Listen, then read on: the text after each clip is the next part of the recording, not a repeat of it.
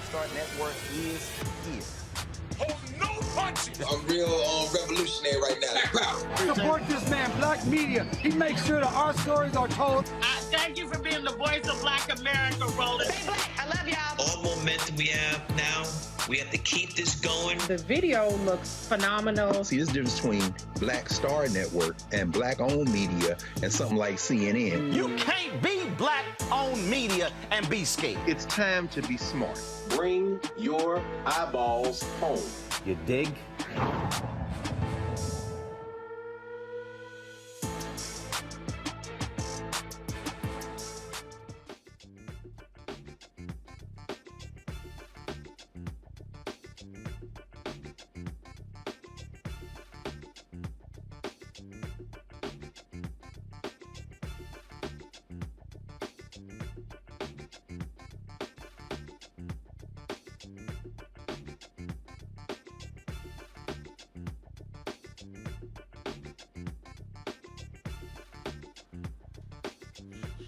Do you hear me now? All right.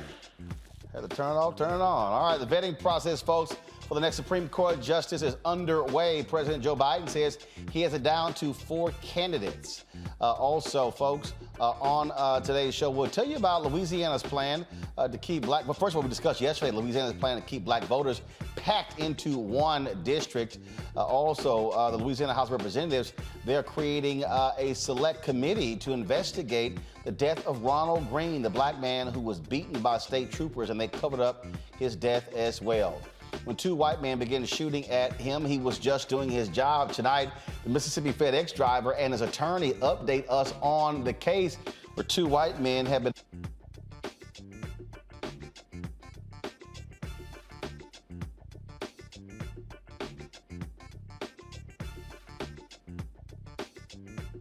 He's got it. Whatever the miss, he's on it. Whatever it is, he's got the scoop, the fact, the find. And when it breaks, he's right on time and it's rolling. Best believe he's knowing. Putting it down from sports to news to politics. With entertainment just for kicks, he's rolling. It's on Go, roll, y'all. It's Roland Martin, rolling with Roland now. He's funk, he's fresh, he's real, the best, you know he's Roland Martin now.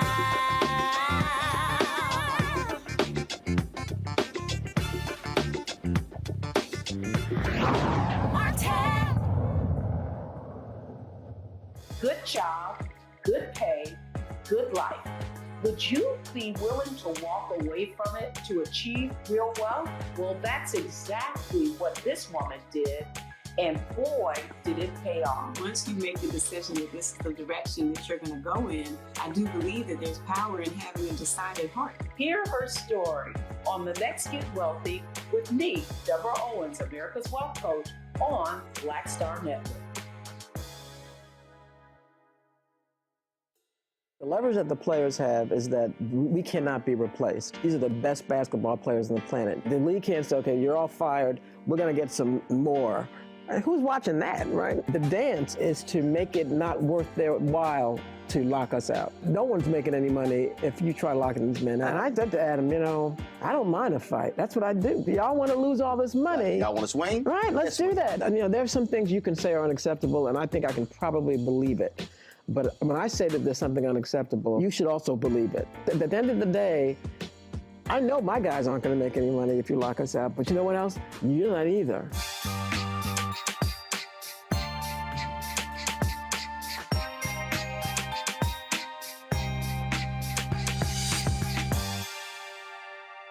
Hi, I'm Dr. Jackie Hood-Martin, and I have a question for you. Ever feel as if your life is teetering and the weight and pressure of the world is consistently on your shoulders? Well, let me tell you, living a balanced life isn't easy. Join me each Tuesday on Black Star Network for a Balanced Life with Dr. Jackie. We'll laugh together, cry together, pull ourselves together, and cheer each other on. So join me for new shows each Tuesday on Black Star Network, A Balanced Life with Dr. Jackie. All right, folks, today is February 11th, 2022. Coming up on Roland Martin Unfiltered on the Black Star Network, President Joe Biden has narrowed his Supreme Court nominees down to 4 names. The vetting has begun, and he's already talked to Democrats on what the plan will be to roll the nomination out and to get this black woman confirmed. Also on today's show, we'll talk about a case out of Louisiana where the House of Representatives, they're creating a special committee to investigate the death of Ronald Greene, the black man who was beaten by state troopers, and they covered it up. FedEx driver in Mississippi shot at by 2 white men. FedEx hasn't done a lot to help this brother. He will be with us, along with his attorney, to talk about this extremely strange case. So a brother on social media actually questioned the attire of a black female coach at Texas A&M. A lot of folks have been talking about the outfit worn by Sydney Carter. Well, Sydney will join us for her first public comments about all of this drama. The Great Resignation is hitting the education field. In our Education Matters segment, we'll look at what one man is doing to help slow down the rate of teachers quitting. Last night, I showed you the video, woman who said that she got kicked out of her grandmother's house for not knowing how to play spades. Well, we found her, and we'll talk to her tonight. And also, another crazy-ass white person doing crazy-ass white people stuff. And they got fired. It's time to bring the funk on Roland Martin Unfiltered on the Black Star Network. Let's go. He's got it. Whatever the biz, he's on it. Whatever it is, he's got the scoop, the fact, the find. And when it breaks, he's right on time and it's rolling. Best believe he's knowing. Putting it down from sports to news to politics. With entertainment just for kicks, he's rolling. It's on go, roll, roll, y'all. It's Roland Martin, yeah. Rolling with Roland now. He's funky, he's fresh, he's real, the best, you know he's Roland Martin now.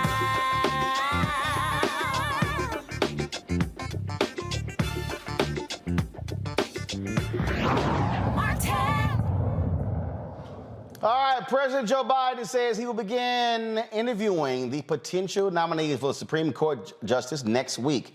Black lawmakers are wary of pitting the sisters against each other. They want the Democratic Party to focus on making sure the candidate is confirmed. The potential nominees, again, they have not actually released a list, but this is the names that are being talked about. Judge Ketanji Brown Jackson, Judge J. Michelle Childs out of South Carolina, Judge Candace Jackson Akwumi, Judge Holly Thomas, Leandra Kruger, who is also a judge out of California. I don't know, we should have judge next to her name too. Isn't she the one in California State Supreme Court? Yeah. And also head of the NAACP Legal Defense Fund, Sherlyn Ifill. Those are some of the names we have heard talked about and bandied about. This, of course, will be an historic appointment, the first time in history that has actually taken place. Joining us right now is Melanie Campbell. She's President and CEO of the National Coalition on Black Civic Participation, also the Black Women's Roundtable. Melanie, that was a letter that was sent out signed by 13 black women in Congress saying to Democrats, hey, don't sit here and pit this one sister against another. Right. And so they wanted people to understand that they stand strong on this point too. Most definitely, Roland, as you laid out the names you just called off, how many of them are judges already with impeccable backgrounds? I do believe once we're able to, and then you have our civil rights organizations, especially our legal organizations, who are also doing what they always do. They're checking those records out. So whoever ends up being, we need to be ready for. Unfortunately, I think we're going to still have to be ready for a fight because folks are setting up to just make it very, very difficult for whoever is nominated. Look, I mean, you already seen this starting where you got Republicans who are questioning who the nominee is going to be, suggesting that somehow they are an affirmative action hire. I mean, that's just the silly stuff that they actually do. And so, bottom line is this here, they all will be absolutely qualified. It's amazing how we don't use the qualified when it comes to white folks. No, absolutely not. And and the other thing, Roland, how long this fight has been, right? When you think about when folks talk about affirmative action, I said, well, I guess it was affirmative action for those 100, I think 114. Only six weren't white men. So is that affirmative action for them? And kick that message right back to them. But I think the opportunity that we have here is to really make sure that we are organized. We know how things are always going to be, and it's also at the end of the day, it's about power, and then to try to make sure whoever gets nominated, whoever gets confirmed, that somehow they're not really good enough, and they're not really supposed to be there. And so we really have to continue to work hard on that narrative and call people out. Oh, absolutely. And look, it's also going to be important to use this moment to further discussion about again these more than qualified sisters and how there should be more in the system. Right. And then the one thing I will say the Biden administration has been doing is putting more Black women on the bench, and so that's critical, because at the end of the day, if we're not sitting on in those courtrooms, then we don't have the opportunity to have justice come our way the way it should be. It does make lived experience. Of course, it's not just Black to be Black. It's Black is great, but also to have the kind of backgrounds that the lived experience of being an African American in this country, the experience of being a woman in this country, and being able to bring that with you is, I think, critically important. And also, of course, looking at those who have judicial records, to look at that to see what that looks like. All of that's fair game. What's not fair game is try to marginalize Black women, because it is about the image of saying you're not quite qualified, or all the, like you said, the affirmative action, all of that, and then the setup for that. And and we know, even with all of that, get past all of that, there's so much of a challenge for us when we end up being nominated for powerful positions as Black people, Black women. We have the history, we have the receipts, so know that we have to be ready to fight. Indeed. And so I want to bring in my panel right now. Of course, we're joined right now on the show by some great folks. Michael Imhotep, African History Network. You can check his show out on his Facebook page each and every single day. Kelly Bethea, communication strategist. Glad to have you as well. Matt Manning, civil rights attorney. Glad to have you as well. Matt, I'll start with you. You're in the courtroom. You're sitting here, dealing with these cases. What's also important, and I keep saying this, people with lived experience. One of the things that we've had people, too many people who go to the Supreme Court who were not practicing attorneys, who were not representing clients. And I think that also really is crucial. It's not just people who are coming from an academic point of view or who just worked for a justice, but who represented actual people. That's so important. To give you an example, the Justice Leandra Kruger, who's being considered, has presented 12 cases before the Supreme Court. I mean, that's just demonstrable experience. And to your point, as a lawyer who votes for judges in local elections, one of the first things I look at is how many cases has she tried? How many cases has she presented before the court? Because as an attorney, when I'm presenting a case, I want to be sure that the judge is not only going to consider all of the evidence, but is going to give me the opportunity to try my case, is going to understand why I might be presenting certain arguments a certain way. So the lived experience is absolutely crucial, particularly as we fight issues like qualified immunity and other issues that are emerging in our society. So, to imply that these extraordinary women are not qualified is purely racism, and it's purely sexism, and it is unfounded when you look at their sterling backgrounds. And I think your point is spot on, Roland. We need people who have actually practiced law, and all of these women have done so at the highest level.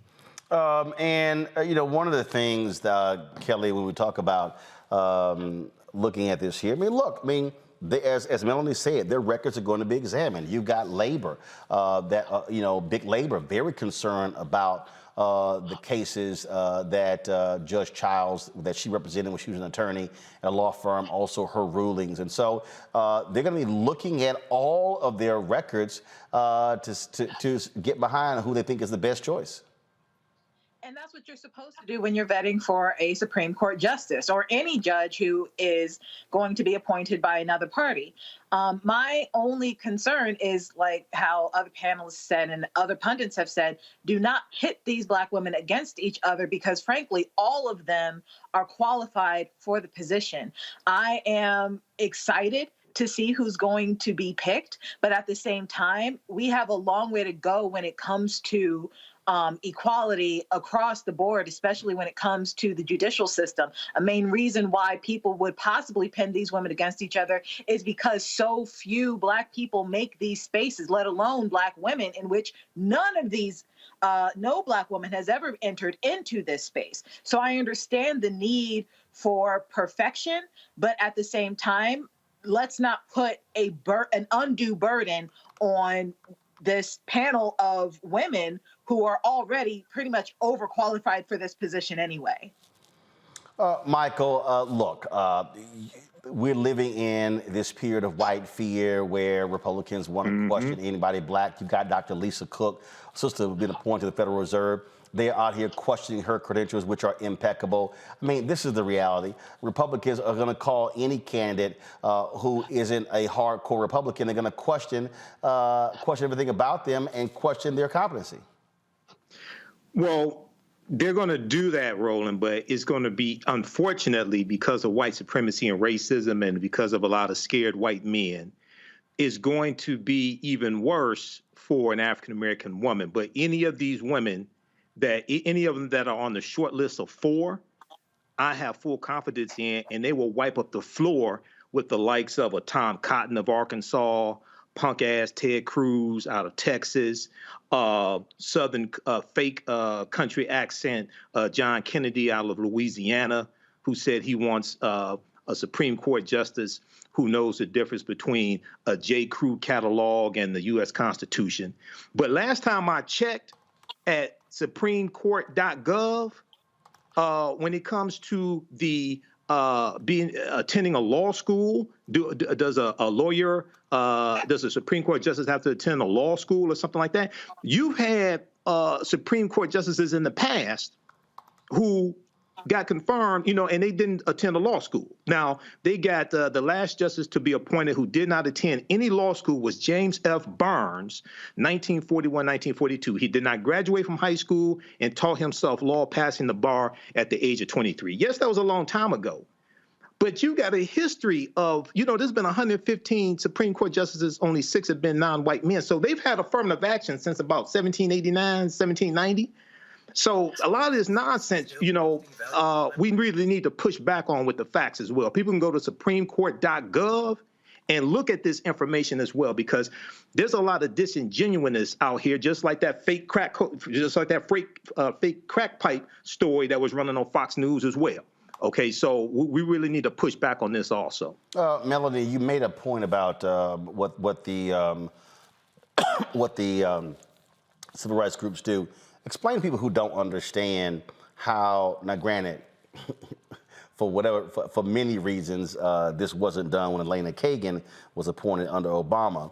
There was a whole bunch of pressure put on civil rights groups to get behind her appointment because of some questions. But there's a process that is followed where the NAACP Legal Defense Fund goes through and does the analysis and then shares that with the other civil rights groups. Explain that. Right.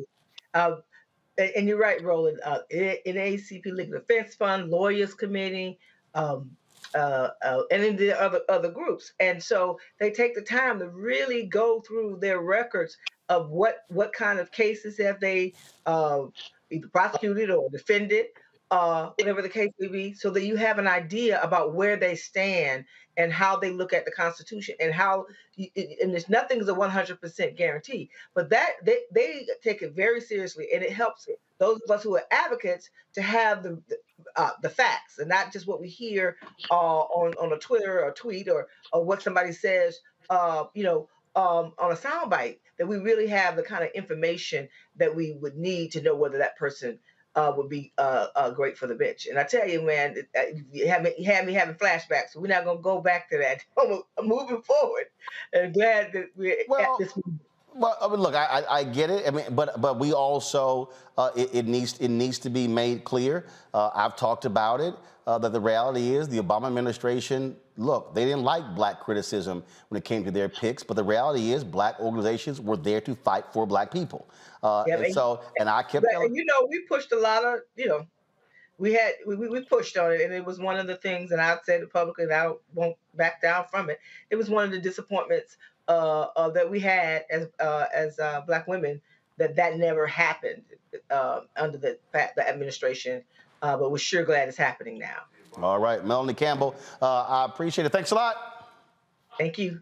All right then, folks. Again, I mean, this is one of the things that people need to understand when we talk about the role of the president. Our responsibility is to put that pressure on them so they understand that, look, we're not going to sit here and take things lightly. We're not going to sit here and not fight on behalf of African Americans, and so we're glad to see that happening with all of these sisters. All right, y'all, got to go to break. We come back.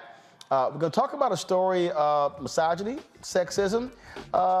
This brother posted this comment on Facebook where he questions the attire of a black female college assistant coach.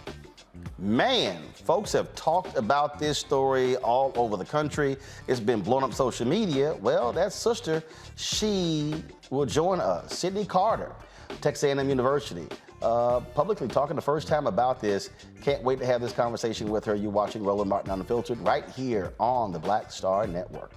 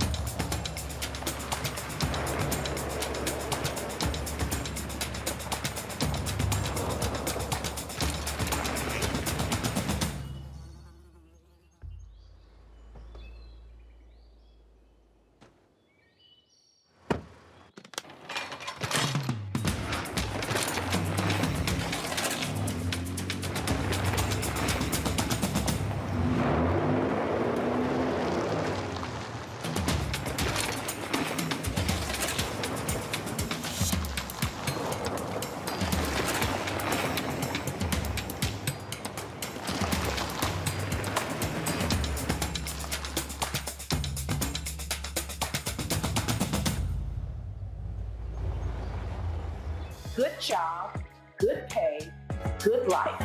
Would you be willing to walk away from it to achieve real wealth? Well, that's exactly what this woman did. And boy, did it pay off. Once you make the decision that this is the direction that you're going to go in, I do believe that there's power in having a decided heart. Hear her story on The Next Get Wealthy with me, Deborah Owens, America's Wealth Coach, on Black Star Network.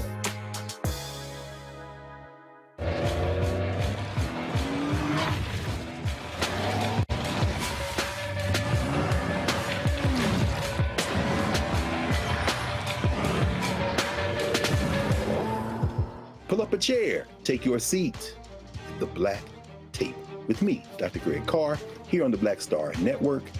Every week, we'll take a deeper dive into the world we're living in. Join the conversation only on the Black Star Network.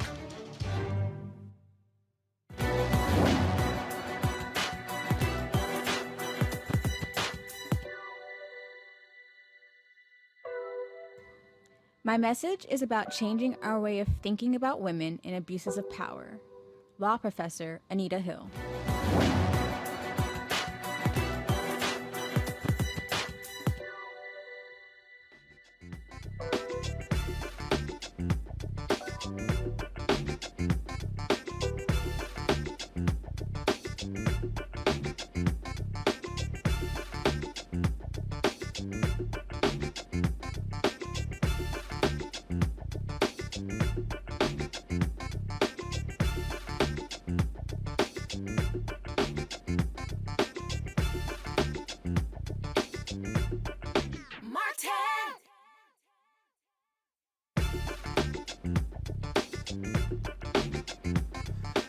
All right, now y'all know it's a whole bunch of stuff that happens on social media that I don't really waste my time with. It's a whole lot. But this image here went out, and initially I didn't pay any attention to it. I didn't, because people say stupid stuff all the time. It happens all the time. Then I was sitting again, like I say, so this dude, go back. This is some dude. His name is Wayne Walker, I think, something like that. Is that is that the actual one? Okay, all right. So no, that's not it.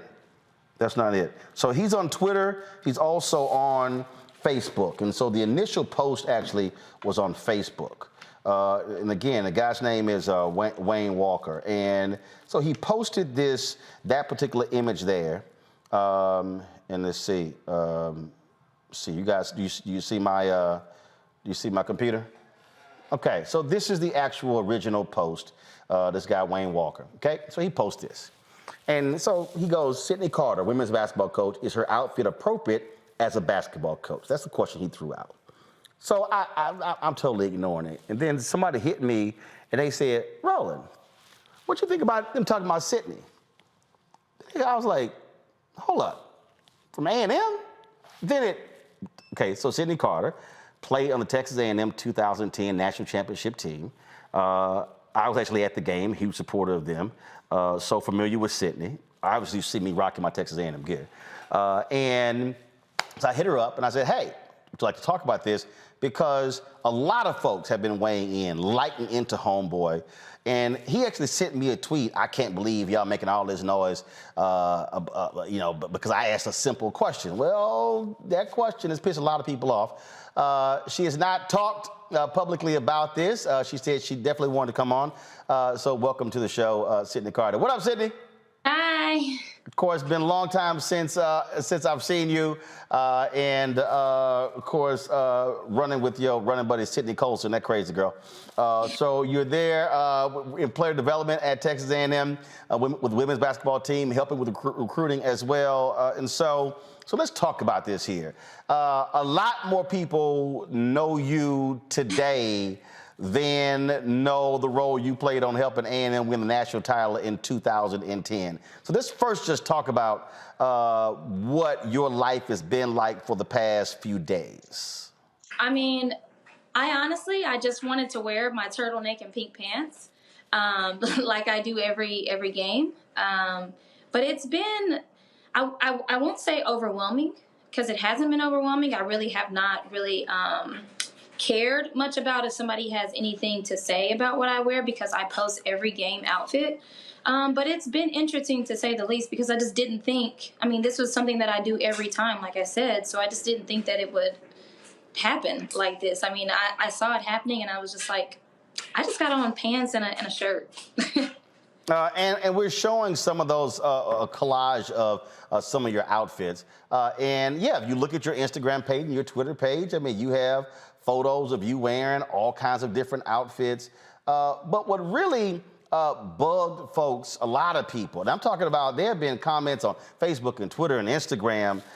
In fact, when I posted the other day that we were going to be having this conversation, I think it generated, almost, 1,500 comments all over. Folks who were just weighing in and who were talking about, this whole deal, and they would just say it makes no sense whatsoever. And you've had folks who said that, this is 7,498 hearts, more than almost 1,700 comments, and a lot of people were angry because it's the policing of women's bodies, Black women's bodies. That's what we heard a lot. Yeah, and this is not, the thing is I'm not the first woman to wear heels on the sideline. I'm not the first woman to put on leather pants on the sideline. But I just feel like, just take the fact of that I'm Black out of it. Just as a woman in general, no one's ever going to be satisfied completely with what we do. I saw so many people saying she needs to be wearing sweats and tennis shoes on the sideline, or people say all the time, women in sports, y'all are too manly. That's why we don't like to watch the women's game. But now I'm dressing feminine, and y'all are not satisfied with that either. For me personally, I'm just not in the business of doing things that if you're intimidated by my confidence and the fact that I'm unapologetically myself, that I'm not going to diminish my light at the end of the day because you're uncomfortable with the fact that I'm confident in myself. So that's just the reason that I felt like I haven't needed to say anything or to respond to anybody that has anything negative to say. Obviously, I appreciate the support. The women's basketball community and just women in general have banded around me, and I mean it's been overwhelming for me to see. But at the end of the day, game 23 was yesterday, and I came out with a full 2-piece leather outfit on and my leather pumps because I'm not going to change. I mean, today in practice, if you go down my Instagram, you'll see I even wear skirts and tops and cute shoes just to practice because that's what I'm comfortable in. I mean, today I'm wearing, since everybody had a problem with the pink pants, I got a pink skirt on today at practice because that's just what I do. That's what I'm comfortable in. I'm not going to change my nails. I'm not going to change my hair. This is just me. The reason this is also an issue because the reality is women face this in other fields. If you're working in a law firm, watch what you're wearing, in television, in engineering. And so you have folks who are judging women based upon what they wear as opposed to what they're saying, what they're doing. And to your point, look, I've watched women's basketball games. I've seen other head coaches in leather skirts, white women, not just African American. And so, I don't know whether this dude was going, ooh, the pants are too tight or whatever. And I've even had some people show photos of Cheryl Miller when she was the coach, wearing baggy pants and jackets. And here's the whole deal. Okay, if she's comfortable in that, that's her. That's her, yeah. But I think, to taking it back to just the fact that I'm a Black woman, being a coach is being in a power position. And people can't handle when a Black woman is educated and actually looks good and is actually doing her job. So at the end of the day, if I'm wearing sweats or if I'm wearing my pink pants and my turtleneck, the job is going to get done at the end of the day. And the people that I work with and my university respect what I do. And I have never gotten a compliment. I mean, I've never gotten somebody say, you need to stop wearing that, or this is not a part of the dress code. I never intended to break barriers. I never intended to create a lane for people. I just wanted to wear what I am comfortable in at the end of the day. So, I just think people are intimidated by Black people in power positions that are not afraid to be confident and stand on what they stand on at the end of the day. Pull up my panel here, Michael, Kelly, as well as Matt. Kelly, question and comment for Sydney? So when I first saw the picture, I didn't even understand what the issue was. And then I saw who actually posted it. And if I looked like him, I'd have an issue too, because really at the end of the day, the issue is not what you were wearing. It's the fact that he liked what you were wearing and he can never even be at your level because he looks like a frayed Q-tip. And my other point being, frankly, if you were shaped like a crab leg, this would not be an issue. Facts. This would not be an issue. So could you talk about how, and you and I both can relate to this, how instead of policing the creeps, they police our bodies instead, and how you dress doesn't have anything to do with your job? Yeah, I mean, I can't, at the end of the day, I can't leave my curves at home when I go to work. So it doesn't matter if I have a box to work. You're Black women, at the end of the day, we are built different. We have curves. And that's not a knock to any other race or anything, but at the end of the day, Black people are known for their culture of being curvy women or, just setting trends in general. But at the end of the day, my resume will speak for itself. And I have accomplished things, from here to here when it comes to what I've done on the basketball floor. So I've never felt like I needed to defend whether I'm credible in doing my job or not. So at the end of the day, like I said, it doesn't matter if I chose to wear a pair of Adidas sweats and tennis shoes on the floor, or if I decide to wear my clear heels. At the end of the day, I'm going to get my job done because that's what I'm going to do regardless of what I'm wearing. Michael. Hey, Sydney, thanks for coming on and sharing this with us. So, this is with social media, it really feeds into this problem of judging women's bodies. It takes it to a whole nother level, okay, which really can cause self-esteem issues and body shaming, body issues especially with African-American women. So you have, I wasn't familiar with the story before seeing it, preparing for today's show. You've worn a number of different outfits, suits, skirts, things like that. So I think people really need to get over this. But I saw here that is it true that your outfit was pink for breast cancer awareness? Is that true? Yes. Okay. Can you talk about that for a little bit and why you and wearing pink and what breast cancer awareness means to you, if you don't mind? Yeah, sure. So, I mean, typically everybody knows all around NCAA basketball, we always have a week allotted for a team, and you wear pink in honor of breast cancer and breast cancer survivors. And I actually purchased these pants 3 years ago, so thank God I could still fit into them.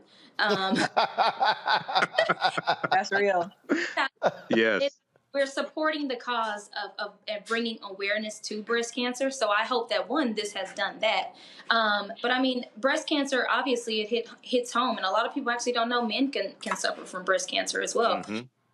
But, I've obviously had, being in a basketball program, you've had a lot of people that are closely affected. I personally have not had any personal stories as far as breast cancer goes, but a lot of people around me, we actually had an assistant coach last year. His wife is a breast cancer survivor. So this wasn't something that I just said, okay, my pink pants might be a little tight, but I just said, these are my pink pants, and I'm supporting a cause at the end of the day. My nails obviously are supporting the cause as well. Nobody's talking about those. So, that's all it was in my mind was, oh, I got a pair of pink pants in my closet. Pink game's coming up. I'm going to wear my pink pants. Right. Thank you. Matt. Well, first, Sydney, I just want to apologize for the sexism that brought you here. This deserves no explanation. You shouldn't have to do it. Nonetheless, I commend your grace in doing so. The question I have is, what message would you have for young women, young girls especially, that are hearing this or seeing this and seeing this play out in terms of how they can continue to build their confidence and how you push past stupid people making stupid comments? And before you answer that, I also would like to ask how you live with yourself coaching out at that school way out there with the pigs and the hogs. Hey, I'm going to need you to back your ass up, Matt. Matt, okay, first of all, Sydney, you got to realize Matt's silly ass live in Austin. Okay, that's the first problem, Matt. I couldn't resist. But I mean, maybe I'm a little biased, but this is the best school to attend because nobody does it like us. You talk about culture and tradition. Let them know, Sydney. Let them know. Nobody's touching us. There is literally the spirit of Aggie Land is a real thing. So, Matt, I invite you to step away from Austin and come get some real family atmosphere, because you ain't getting whatever you got to tell yourself, Sydney. Whatever you got to tell you. Because you know they ain't never concrete you in Austin. But as far as my message, I mean, so last night before the game, our social media actually posted a photo of me kind of like strutting out the tunnel, and then you will see my players kind of just like hyping me up and just kind of mimicking my walk, just in solidarity of the confidence that they knew I was going to have walking back out after all this stuff has happened.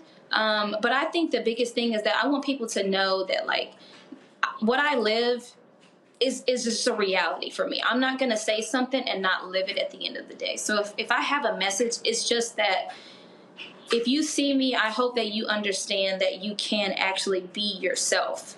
And I'm not just saying that and then you come around me and then you feel like you can't. I never want people to feel that way because I'm just very confident, and I'm very unapologetic about who I am at the end of the day. And I just don't feel that anybody should have to diminish their light because people are uncomfortable with the fact that they are comfortable with themselves. So that message to just understand. Oh, I'm so sorry. To understand that it doesn't matter what people have to say at the end of the day. If you're comfortable with yourself and who you are, people are going to have something to say regardless. At the end of the day, that shouldn't matter. I wasn't raised that way. I wasn't raised to be concerned with what people think about me or what they don't think about me. So that would be my message, just to continue to be confident, whether people have something to say or not, because somebody's going to find something to say.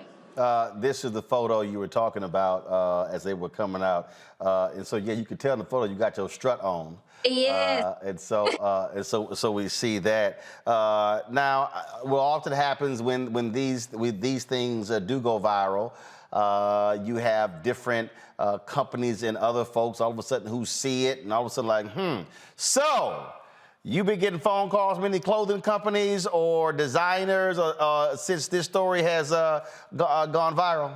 I mean, right now I'm still trying to funnel through all of my messages and everything. I have seen some where people have said, like a lot of Black owned businesses where they're like, hey, we would love to make you a piece to wear to the game. I would love to send you a pantsuit. So I just haven't gotten around to actually like get to people. But I mean, I would love to do that. Obviously, I would love to have Adidas reach out to me. And say something about working or collabing with me. Well, especially since they got a Black female chief marketing officer. You know what? I might hit her on LinkedIn and say you might want to hit a sister up. Yeah, but I got to get through all of these messages because I mean I can't count how many there are, but I got to get through them to see if people are actually wanting to do something nice for me. I hope so. And knowing how locker rooms are, I take it you've gotten a little ribbing from your players. Yeah, so they obviously are always like, well, yesterday they immediately were like, okay, we can't wait to game 23. We know we got to win, but what you wearing for game 23? And I'm like, it's a surprise. So yeah, I mean, but every game, they're literally like, that's the one. That's the one. And I'm like, okay, every game can't be the one, ladies. But I'm happy that like they've got somebody that they can actually relate to. I'm still young. I can still relate to the younger generation now in college. So that's what makes me happy is that they feel when they look at me, like some of them legitimately see themselves. They always say, when I'm a coach, I know I'm a dress like that. So that's the kind of response that I get from our kids. And so, but can you please provide some help to my man, Coach Blair? I know it's his last year. He's retiring, but Coach Blair's my man. But I might need to send him a couple of ascots or something. Well, he has actually done really well. He'll even come to me sometimes and be like, all right, Carter, what do you think? And so he actually had a really nice, one of our assistant coaches bought him a really nice like velvet maroon blazer this year. And he came out and he didn't ask me what would look good with it, but he came out with it and he had some nice black pants on this year. And I said, okay. Now, this I approve of. So typically, he'll ask me how it looks, and the other times he'll just go on and say he's been doing it for 50 years. He knows what he's doing. So he run it by you. And so these here are some of the other photos Sydney has posted, y'all, on her social media page of her various outfits. And see, now you know, really, is that the Christmas dress, Sydney? That really? That's the Christmas one? Okay, gotcha. Well, I'm quite sure it's now definitely going to be a thing for the other Aggie fans who are at the game who beforehand hadn't really noticed or paid any attention. But again, hopefully that there are women, there are young girls across the country who will gain confidence themselves in your confidence and tell folks, I'm not sweating what you think because it doesn't matter. And by the way, just so folk know, because again, the dude who posted it, he was like a little upset. He's gotten lit up so hard, y'all. Yeah, y'all can go right here. He has protected his tweets. So he's gotten blown. And Michael, he's from Detroit. So his brother here, Wayne Walker, yeah, he has protected his tweets because y'all have been lighting him up. And so I'm gonna just zoom in. Y'all can see his photo right there. So Wayne, hey, next time you ask a question, you might want to think a little harder before you hit that send button because you might go viral too. So, Sydney, I appreciate it. It's good to chat with you. Thanks for coming on to talk with us. Good luck to the let my fellow Aggies know. And if all y'all who watching, let me be clear, okay? I ain't no bandwagon. I was supporting the women's basketball team a long time ago, and Coach Blair would call on me to even talk to the team. I've been to practice, so trust me, this ain't new. Tell Coach Kelly Bond I said what's up, and hopefully I will see y'all in March Madness and try to pay a visit when y'all take it to me and get back to the Final Four. Thank you for having me. This was fun. Sydney, thanks a lot. Gig 'em. Bye. Sorry, Matt, you can't do that.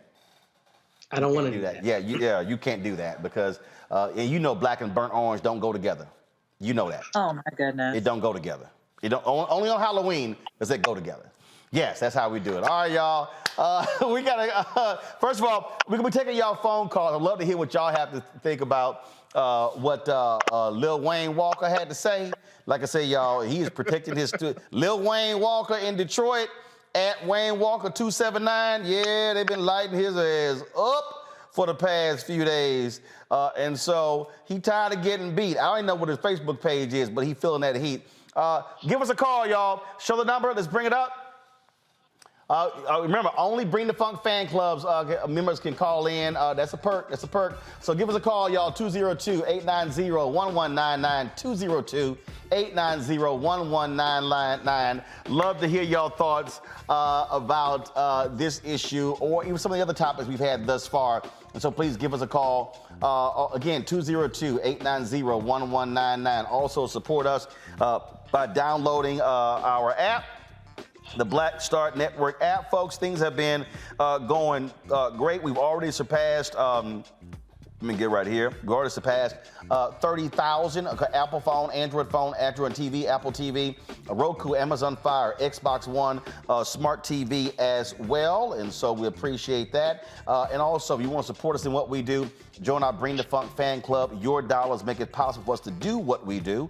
And so that is, of course, P.O. Box 57196, Washington, D.C. 20037, 57196, Washington, D.C. 20037. You can support us via Cash App at $RM Unfiltered. PayPal is R Martin Unfiltered.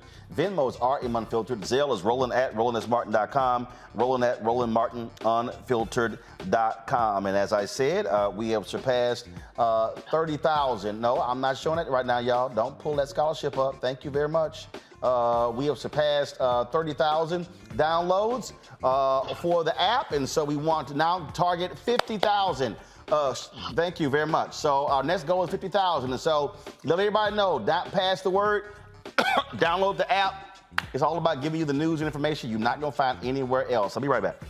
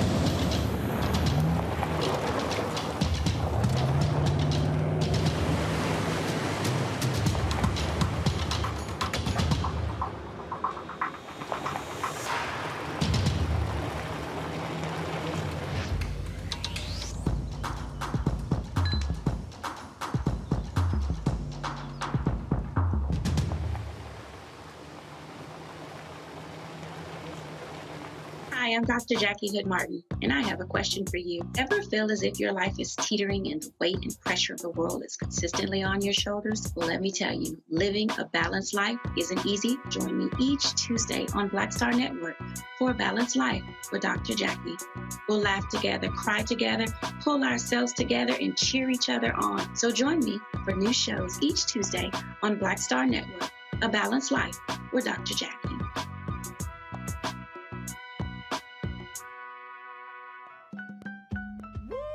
We're all impacted by the culture, whether we know it or not. From politics to music and entertainment, it's a huge part of our lives, and we're going to talk about it every day right here on The Culture with me, Faraji Muhammad, only on the Black Star Network.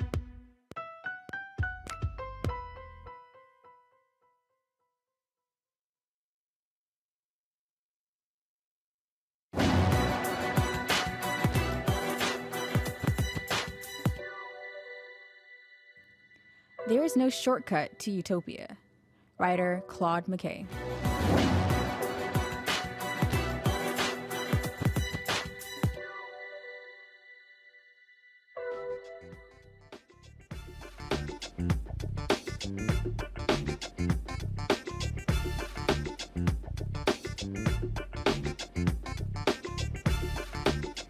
All right, folks, welcome back to Roland Martin Unfiltered. All right, let's talk about this strange case out of Mississippi. Okay, earlier this week, we told you about this black FedEx driver from Mississippi who was chased and shot at by two white men while he was delivering packages. The father and son duo, Gregory and Brandon Case, they face aggravated assault and conspiracy charges. But DeMontario Gibson wants them to be charged with a hate crime. He joins us now with his lawyer, Carlos Moore from Mississippi. Glad to have both of you on the show. So, DeMontario, let me start here, all right? Walk us through what happened. When did this happen? Where were you? What time of the day? And how did this even occur? Okay, so it actually happened on January 24th, 2021, around approximately 7:30, somewhere around that time. 7:30 p.m. or a.m.? PM. It was pretty dark out. Got it. Yes, sir. So I was actually delivering a package to this address, 417 Junior Trail, but I put the wrong address in, and I put in 427 instead of 417. So as I'm delivering the package, I'm looking for 427, which obviously doesn't exist because it's the wrong address. So I proceed to leave the neighborhood. As I'm leaving, I notice 417 on the mailbox to my left. I check my Leo, which is my work device, to confirm that the address was 417 instead of 427, which I did. After that, I turned around in a random yard. I proceeded back to the correct address. I hopped out my van, delivered the package, and hopped back in. Once I hopped back in my van, I noticed a white pickup truck approached me from a house on the same plot of land in the background, and they got extremely close to me. They started blowing their horn, and I thought I was just in their way because like the road was extremely thin, and I was just trying to get out their way. As I proceeded to leave the driveway, they tried to cut me off and trap me in the neighborhood, but my instincts kicked in and I swerved around them. As I swerved around them, I started driving down. I drive down. I'm hitting the gas. I'm trying to get out the neighborhood. I drive down about 2 or 3 houses. There's another guy standing in the middle of the street, pointing a gun in my vehicle just like this, motioning me to stop, saying like mouthing the word stop, as well as doing his hand like this. I shake my head no. I hide behind the steering wheel in hopes that he doesn't fire his weapon into my vehicle, and I swerve around him as well. Once I swerve around him, he starts actually firing shots to my vehicle. I heard about 4 or 5 shots, but we found more bullet holes than what I heard. As I'm approaching the end of the neighborhood, one of my managers actually called me, and she heard some of the shots going off. And I told her that I was being shot at. She was like, "They shooting at you?" And I was like, "Yes, ma'am." And she was like, "Okay, just hurry up, get back to the station as fast as you can." And I was like, "Okay." So as I'm leaving Brookhaven, as I'm leaving the city, like still panicking, still hitting the gas, I noticed the white pickup truck still behind me. They chased me all the way out the city, all the way into the highway. And after driving down the highway about 10, 15 minutes, I finally called my other manager and let him know what was going on. He said we would file a police report in the morning, which didn't sit right with me, so I just took it upon myself to call the police myself. Once I redispatched, I only got out about half of my story before they cut me off. He asked me, "Were you at this address?" I was like, "Yes, sir." He was like, we just received a suspicious person call from his address. I said, sir, I'm not a suspicious person. I work for FedEx. I was just simply doing my job. After that, I was trying to finish my story, and he just told me to save it till the morning. Cause I informed him that me and my manager was coming. The next morning, he took my name down. He said he'd give it to his supervisor. He also informed him that they were shooting at me. He told me they didn't tell him that, like, when they called, of course, their window. After I got the phone him, I made it back to the FedEx facility. The manager who actually heard some of the shots going on, we checked the van. There was bullet holes in the back of the van, inside the packages, like packages that was directly behind me. It was like, so I could have been shot in anything. We actually found the bullet fragment on the truck as well, and we took pictures of it. We also filed a report that night so it can go through FedEx security. The following morning, I had to go to the police station with a different manager. We filed a report. When I got to the police station, the police were not taking me serious at all. I dealt with 3 officers. The first officer I dealt with, he had to take my statement down. So as I'm telling him what's going on, he changed my story about 3 or 4 times. I would say to him, like, this is what happened. And he'd be like, so this is what you're saying happened? No, sir, this is what happened. We did that about 3 or 4 times before he finally got the statement right. After that, there was a second officer who was sitting there listening to me the whole conversation. And he made a comment. He said, I'm going to play devil's advocate for a second and ask you if you did anything to make them think you were suspicious, to which I replied, no, sir, I was just doing my job. They thought I was suspicious. That was on them. And like I keep saying, that's disrespect. Like, why would you even question me when I'm just simply out here doing my job? I'm the victim, but I made them think I was suspicious. Even if I did, civilians can't take the law into their own hands. Carlos, let me ask you, so first of all, how was FedEx aggressive in demanding that justice be brought against these 2 men? Not hardly. They were less than aggressive. Their response was less than optimal. Just today, after we did the press conference yesterday and demanded that they take this case seriously, they called and checked on my client and offered to reinstate him his pay retroactively to January 31st. But this has been 2 weeks now. They were quiet as a church mouse until now, and they did not do what they should have done to look after their own employees. I'm sorry, when you say reinstate his pay, what does that mean? He's been sitting home unpaid. He almost came within an inch of losing his life, and FedEx had him at home since February the 1st, unpaid. He's been on leave without pay because they sent him back to the same route the very next day after this happened, and they had him in the same route, and it was too much for him. The anxiety overwhelmed him, and he asked them to go home, and they let him go home, but they sent him home without pay. Wow. DeMonterio, what are the other drivers have been saying? Because obviously, you're out there. It's not like you're walking around with a bulletproof vest on. You're just trying to deliver packages. The last thing somebody wants to happen is to be shot at. Yes, sir. A lot of them are actually proud about me speaking up because they face the same day. Some of them face the same day that I face, and they were more concerned about me speaking up. So I guess they kind of feel where I was coming from. Like, they could have been them as well. So they just told me, a lot of them told me they were proud of what I'm doing, and I'm gonna just continue to speak up about it. So Carlos, were these men? I mean, what took so long here? And so were the officers, were they dragging their feet? Are the cops dragging their feet? Yes, they were, and we were dismayed about that, and that's why the family contacted me so that we could get some true justice and not Mississippi justice. It took them 8 days to arrest, and actually they did not arrest the cases. They allowed them to turn themselves in on February the 1st. Mind you, this shooting, this attempted murder took place on January the 24th. So February the 1st, 8 days, they turned themselves in. They were bonded out on the same day, $75,000 bond for a Gregory case on a conspiracy charge and $150,000 bond for a Brandon case for a shooting into an occupied vehicle.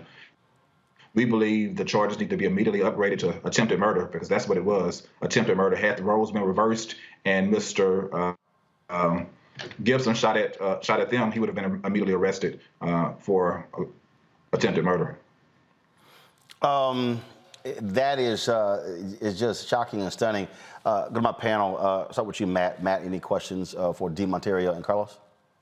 Yeah, the question I have is what explanation have the police given you for why they didn't recommend attempted murder charges to the district attorney's office? I read the Mississippi law, and this is textbook. If you do an act that would culminate in a homicide, particularly here where there's no interaction with them and Mr. Gibson whatsoever, it seems like it's purely attempted murder. So what have the police explained as to why they haven't brought that charge and why they have not, submitted that charge to the district attorney's office? The police have given no explanation. We believe it's because the assistant chief of police, who's has the same last name as the assailants, his name is Chris Case, so he is a case as well. We believe they are related, and we believe there has been some home cooking. The lead investigator, I'm told, is also related to the cases, and so we have asked the Mississippi Bureau of Investigation to take over the state case and present the case to the district attorney. The district attorney told me on yesterday that he will present the case as soon as he gets the file. And the earliest he's going to present it to a grand jury will be April. And he's not going to recommend attempted murder. He's just going to give the facts to the grand jury, he said, and let them come back with whatever indictment they want to. Wait. The district attorney is not going to recommend. He's going to say, it's up to y'all? That's what he told me. Wow. I couldn't believe it. So that's why we have asked the federal government to come in and prosecute this and investigate it as a hate crime, because there is some home cooking going on here in Mississippi. And so the Department of Justice, the Civil Rights Division, and the FBI is taking this case very much more seriously. The FBI went to the Brookhaven Police Department yesterday and requested the file after I contacted them on Wednesday, asking for them to open an official investigation. Kelly. You might have just answered this question, but just for clarification, has there been any sign of retaliation either from the police department and or even FedEx? I understand that you just said that he's been home without pay for this long. Has there been other forms of retaliation? Because that to me sounds like retaliation as well. Yes, we believe that FedEx had this man going into a hostile work environment. Surely, if you come within an inch of losing your life, you know that that route is a hostile work environment. To put him back on the very next day on the same route and have him performing that job for 2 days with no protection. I mean, he could have been killed by those folks that were still out loose, just out on the wild, that he could have been dead. And so we're considering a claim against FedEx for putting this man in a hostile work environment. And then to have him sitting at home without pay, with post-traumatic stress disorder, anxiety, it's just unbelievable. But now FedEx is now singing the right tune, but we had to make them sing that tune. Michael. Hey, thanks for coming on today, DeMontario and attorney. And I'm happy that you're safe, and this could have been a lot worse. The question I have, and the attorney may want to answer this. So in researching this case, I was looking at comments from Police Chief Kenny Collins of the Brookhaven, Mississippi Police Department. And he made statements on social media pushing back on people on social media who were making allegations that this was about racism, things like this in Brookhaven. And he said, we're not going to have outsiders coming in trying to stir that up. He said, Brookhaven is not a racist, prejudiced town. You can't judge a town by the actions of two individuals. Does it, and he went on to say, please, people need to be careful what they post on social media. If somebody is killed or hurt because of what you post on social media, you'll be charged too. Did it seem like the police chief was stronger responding to people on social media than you all are in getting answers to what appears to be attempted murder? I mean, because they shot a number of shots at him in the truck. Can you comment on that? This seems really weird here. Very weird. And I just want to say from the outset, I consider Kenny Collins a clown. He has put on a clown show since this very incident. He has not taken it seriously, and he's a disgrace to that city, and he needs to resign. I mean, he's more concerned about the protesters. Excuse me? He's black, by the way, also. He's black. All skin folk are not kinfolk. And so the puppet strings are being pulled by somebody other than him, and he is just carrying master's water, and we are sick of it. He needs to resign. My dad was born and raised in Brookhaven, so I'm very familiar with Lincoln County. I've spent several summers there. They have a history of racism. A civil rights leader was killed on the front lawn of Lincoln County Courthouse in 1955, and no one was brought to justice. So they will let you, white man get away with killing a black man if you don't raise holy hell. And we have raised holy hell, and we're going to get justice for Demario Gibson. Thank you. All right, then. First of all, what is next in this case, DeMonterio? Well, I'm just hoping that we receive justice to the highest standard of the law. Not only that, but like I've been saying, we need to get laws in place specifically to protect black people, because it seems like the only thing these guys respond to is the law. That's why they always try to take it into their own hand. So once we get those laws in place, we can stop having situations like this happen, because they won't be able to act on their emotions without consequence. That's my main thing, as well as getting justice. Carlos, what's next on the legal side? On the legal side, we're continuing to demand an immediate arrest for an upgrade of the charges from aggravated assault to attempted murder. We'll continue to monitor things. We are planning to file a lawsuit against the cases, a civil lawsuit, and we're also considering legal action against FedEx, as well as Brookhaven and the police department if we find out that they were complicit in a cover-up. Because just like the prosecutor in the Maud Arbery case tried to help the people out, the Sellers, I believe that there has been some home cooking in that police department, and we're going to get to the bottom of it, and we're going to hold everybody, every corporation, every city, a police department responsible. We're going to hold them liable and accountable. All right, then. Gentlemen, we appreciate it. Thanks a lot. Thank you. All right, folks. The Department of Justice, they've indicted a man on federal hate crime charges, and another pleads guilty for threatening a black man in Kansas. Colton Donner pleaded guilty in federal court for threatening a black man with a knife to intimidate and interfere with the man's right to fair housing. In September 2019, Donner was driving through a residential area of Paola, Kansas, when he saw a black man walking on the sidewalk. Donner stopped, got out of the car, and approached the victim while, of course, brandishing a knife. Donner threatened the victim, yelled racial slurs, and, of course, told him that Paola is a white town. In Maine, a man has been convicted for the December 28, 2020 fire that destroyed a predominantly black church in Springfield, Massachusetts. First of all, he was indicted by a federal grand jury. First of all, Dushko Vulchev got hit with 4 counts of damage to religious property involving fire, 1 count of use of fire to commit a federal felony. So we have quite the active Department of Justice there. So it sure is nice to have a DOJ that actually cares about hate crimes. Well, that's what happened when you kick a white supremacist out of the White House. So great job there. Folks, in Louisiana, the Louisiana House of Representatives, they're creating a committee to investigate the death of Ronald Greene. Greene was beaten in 2019 during a traffic stop by state troopers. Troopers initially told the family he died in a car accident. Yet 2 years later, when the body camera footage of the incident was released, it showed Louisiana state troopers beating, tasing, and kicking Greene.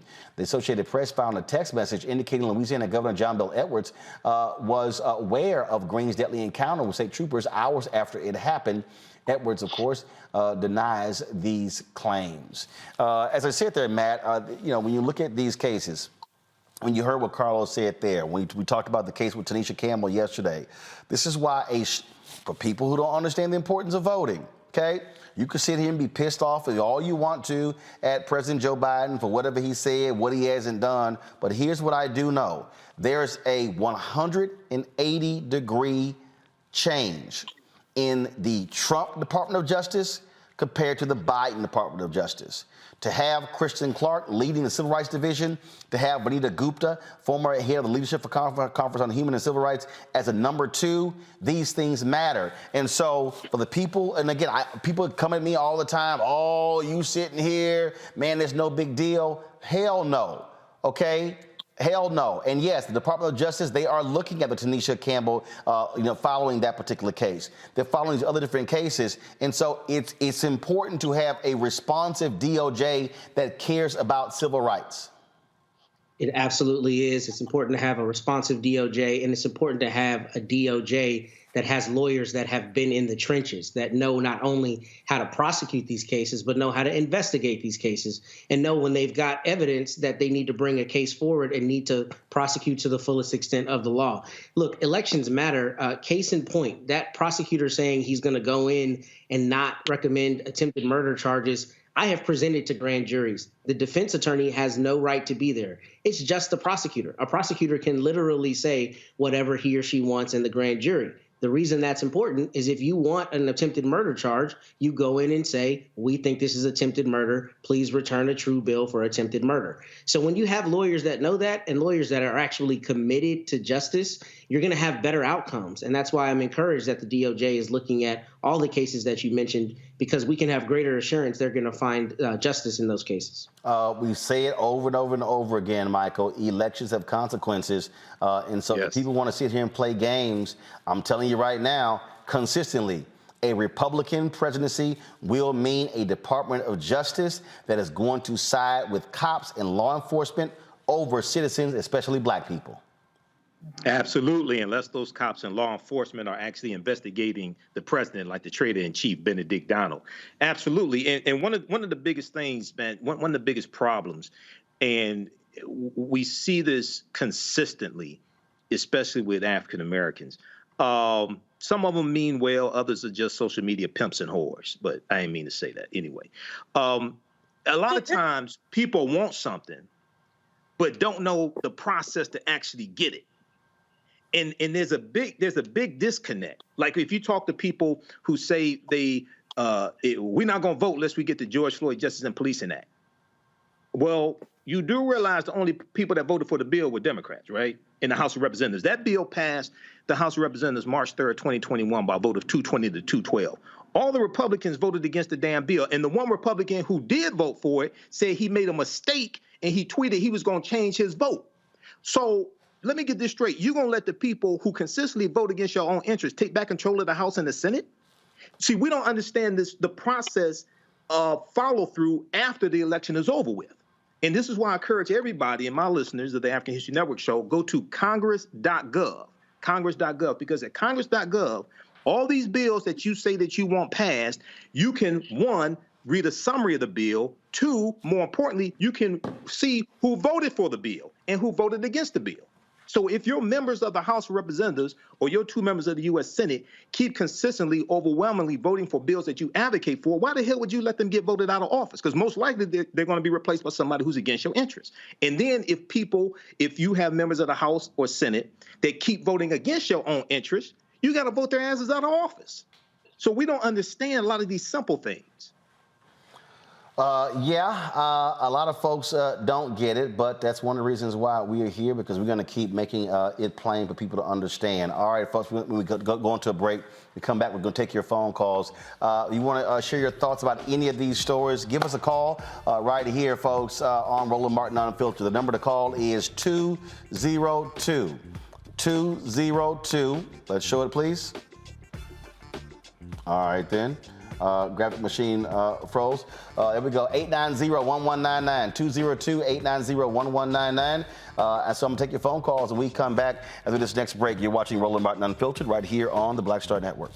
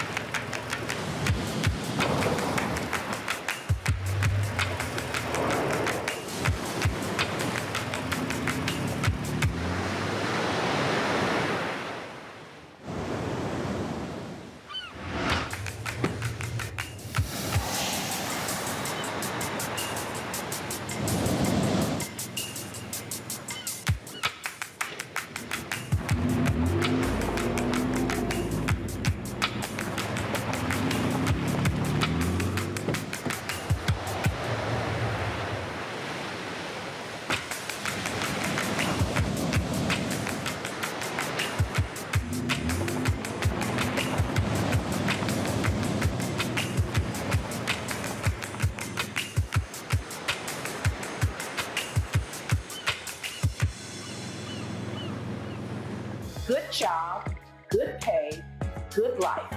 Would you be willing to walk away from it to achieve real wealth? Well, that's exactly what this woman did. And boy, did it pay off. Once you make the decision that this is the direction that you're going to go in, I do believe that there's power in having a decided heart. Hear her story on the Let's Get Wealthy with me, Deborah Owens, America's Wealth Coach, on Black Star Network.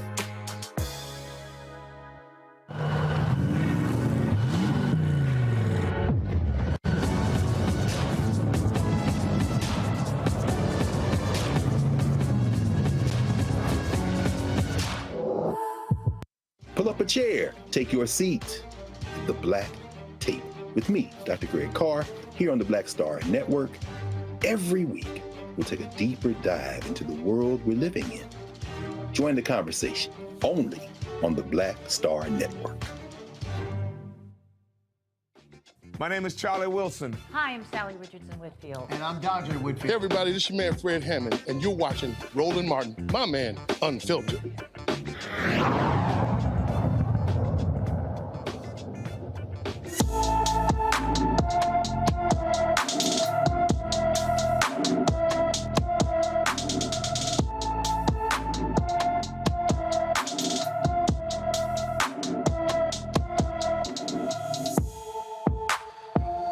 29-year-old Lexus D. Ware has been missing from Anderson, South Carolina since January 30th. She's believed to be in danger. Her car was found on the about 80 miles away in McCormick County, South Carolina. She is 5 feet 5 inches tall, weighs 230 pounds, with black hair and brown eyes. The mother of two has multiple piercings and tattoos. Anyone with information about Alexis D. Ware should call the Anderson County Sheriff's Office at 864-260-4405. Again, 864-260-4405. All right, folks, we're going to go to the phone lines, take some of your calls here, whatever you want to talk about. Here's a number to call, 202-890. Pull it up, please. Was it 1199? 202-890-1199. 202-890-1199. Hey, if you're a member of the Bring the Funk fan club, you get priority to be able to comment. Hey, it's called Membership Has Its Privileges. And so that's how we're going to do this thing. Let's go to, let's see here, Marcus Goodner, Dallas, Texas. What's up, Marcus? How you doing? Marcus? Marcus, are you there? Is Marcus there?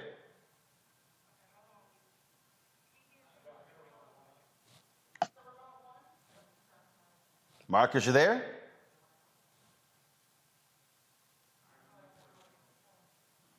All right, hold tight 1 second. We'll let me know when we get to go to the. You know what? Let's do this here. So y'all get the callers straight. Let me go to crazy ass white people. No charcoal grills are allowed. I'm white. I got you, girl. Illegally selling water without a permit On my property. Whoa! Hey! You don't live here. I'm uncomfortable. You know, Michael, Kelly, and Matt, I keep warning these folks, if you act a fool on these planes, it's not going to go well for you, okay? An unruly airline passenger, well, he ain't got a job today because he decided to call a black Delta flight attendant the N-word. Chaos ensued after the Delta flight attendant asked the passenger to put on a mask. Witnesses say the request prompted a hostile response that left the attendant speechless. The unnamed man, who used to work with an Omaha software company, Builder Trend, got fired. The company's CEO shared the following statement. Builder Trend has always been and will continue to be an inclusive and principal partner to our communities, customers, and people. Since learning Monday of reports involving our employees, we have been actively investigating the incident with internal and external parties to learn as much as possible so that we can take appropriate action. We take these accounts of unacceptable behavior extremely seriously. Based on actions that do not align with Builder Trend's values and standards of conduct, one employee has been terminated. We continue to investigate the incident and are working diligently to determine all requisite next steps. See, look, Kelly, I keep telling these folks, if y'all get on these planes and show your ass, we got all of this. And guess what? The moment they show your picture, Twitter, Black Twitter, y'all, they better than Columbo. They gonna track your ass down. They gonna find your Facebook page. I mean, if you got AI, artificial intelligence, I'm gonna start calling this BI, Black Intelligence, because they gonna chase that ass down, gonna expose you, and you're gonna be out of a job every time. I mean, and it makes sense though, right? Because this is more than just you in a one-on-one altercation with someone and you move about your way. You have something within you that is so insidious, such vitriol within you that there's no doubt that that trickles into whatever line of work that you have. So it makes sense that a company would not want someone so toxic in the workplace, regardless of whether we know their name or not. So I applaud this company, because if I'm correct, this guy is anonymous. We don't know exactly who he is, but the fact of the matter is he's no longer has a job. And frankly, if you play dumb games, you get dumb prizes. But further, this also brings up the conversation about who should and should not be on a no-fly list. If you are on a plane and you are making that plane, the entire plane, a toxic environment for flying and a dangerous environment for flying, because you're attacking flight attendants. Flying is a privilege. This is not a right. So if you are one of those people, keep in mind that, we might be on the track to putting you on a no-fly list because you're acting that stupid and compromising the safety of more than just yourself, more than just the flight attendant, but the pilot and everybody else on board. So, good riddance. Look, I keep telling these folk, Matt, hey, go ahead and act the fool. Go ahead. I'm telling you, every time this happens, I absolutely believe we can end Black unemployment. Every time one of these white folk get fired for acting a fool, we should have Black folks flood the company with applications. I'm with you. And let me first commend the sister that worked for Delta Airlines for demanding that the other passengers who made her uncomfortable also not return to the plane. Because it's my understanding it was a group of people. And when they tried to get back on the plane, some of them, she expressed her displeasure, understandably, and they were not allowed to get back on the plane. So first, shout outs to her. Number two, you really have to be an idiot to wear your company's emblem on the mask when you're using the N-word. This person would still have a job if they weren't so brazen. And I think that ultimately speaks to, the character of a lot of these people. Not only are they clearly racist, but they're so brazen to think that there won't be any consequences, despite your fact and your point that so many people have lost their jobs behind liked conduct when Black Twitter and Black intelligentsia found out who it was and blasted their information all over God's green earth. So that brazenness here got them bit in the ass, as it should. I'm saying let's go after all of them, Michael. Everybody. I agree. Keep your cell phones charged up. And, in this situation right here, the other thing is, this is that liquid courage. Alcohol is going to get you in trouble every time, okay? The person was drunk and allegedly called the flight attendant the N-word. The flight attendant was asked some of the people on the flight, there was a group of them, to put their masks on, okay? But there were some people with this idiot who used the N-word. They had the Build a Trend logo on their masks also, and this is how they were tracked down. So, but once again, this deals with this whole white supremacist culture, where a lot of these people think they can just do whatever they want to with impunity, and no, you ain't gonna get away with it. Yeah, no, absolutely. That's exactly what's going on. So I just keep saying, y'all act a fool. Guess what? You're gonna get jacked. You're gonna get jacked. All right, go to the phone lines. We got everything's taken out. So Marcus Gutner from Dallas, you there? Sir, how you doing? There we go. How you doing, Brother Roland? Doing great. What's on your mind? All right. I just had a question about the young man who got shot at by those nuts, the FedEx employees. Yeah. Do you think it would be a good idea if the black employees nationwide that work for FedEx did like a sick out, where they, called in sick to protest how they treated the young men? Look, I mean, those things have actually happened. We've seen examples, Matt, where cops upset when one of them gets charged and they do sick outs. We've seen it in Baltimore and Chicago. So it's about sending a message to the company. I think that's right, and correct me if I'm wrong, but isn't FedEx based in Memphis? Yep. So if that's correct, I think that could be particularly impactful right there in their, central location, their headquarters. So I think that's a good idea. And I think if, people galvanize behind and stand behind this brother, that would really get their attention, because it's absurd that they sent him back on the same route after this happened. Yeah. And, it's demonstrated. That's just ridiculous. So I think your point is well taken, Marcus. Annette in Indianapolis. Annette, what's on your mind? Annette? Hello? Oh, this is still Marcus. Okay, Marcus, I appreciate it, Marcus. Thanks a lot for calling. All right. Yes. Okay, Annette? Yes. Hi, Martin. I just want to tell you thank you very much. You're doing a good work. Keep up the good job, you and your co-workers, and I love you so much. Bye. I appreciate it, Annette. Thanks a lot for calling. All right, thank you very much. Mark Easterling, Greensboro, North Carolina. Hey, Mark, you on Roland Martin Unfiltered on the Black Star Network. Hello, Roland. Hi. Yes, I want to say I'd like to thank you for what you've been doing. I've been listening to you from the days that CNN to TV One, and you just on point with just about everything.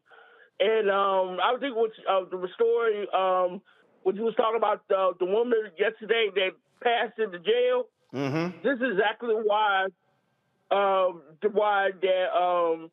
that we need to watch your show, because you are very informative on every issue that you can think of. And I just love what you're doing, and just keep on doing it. Oh yeah, my brother got to say something too. Roland? Yeah. Yeah, can you hear me? Yeah, we got you. Go ahead. Oh, man. Roland, let's see, I too love your show, man. You know that new show you got, Rolling with Roland? Yep, our one-on-one interview show. Yeah, love it. Oh, yeah, I love that show. I mean, I love the interviews, man. Well, but the thing is, now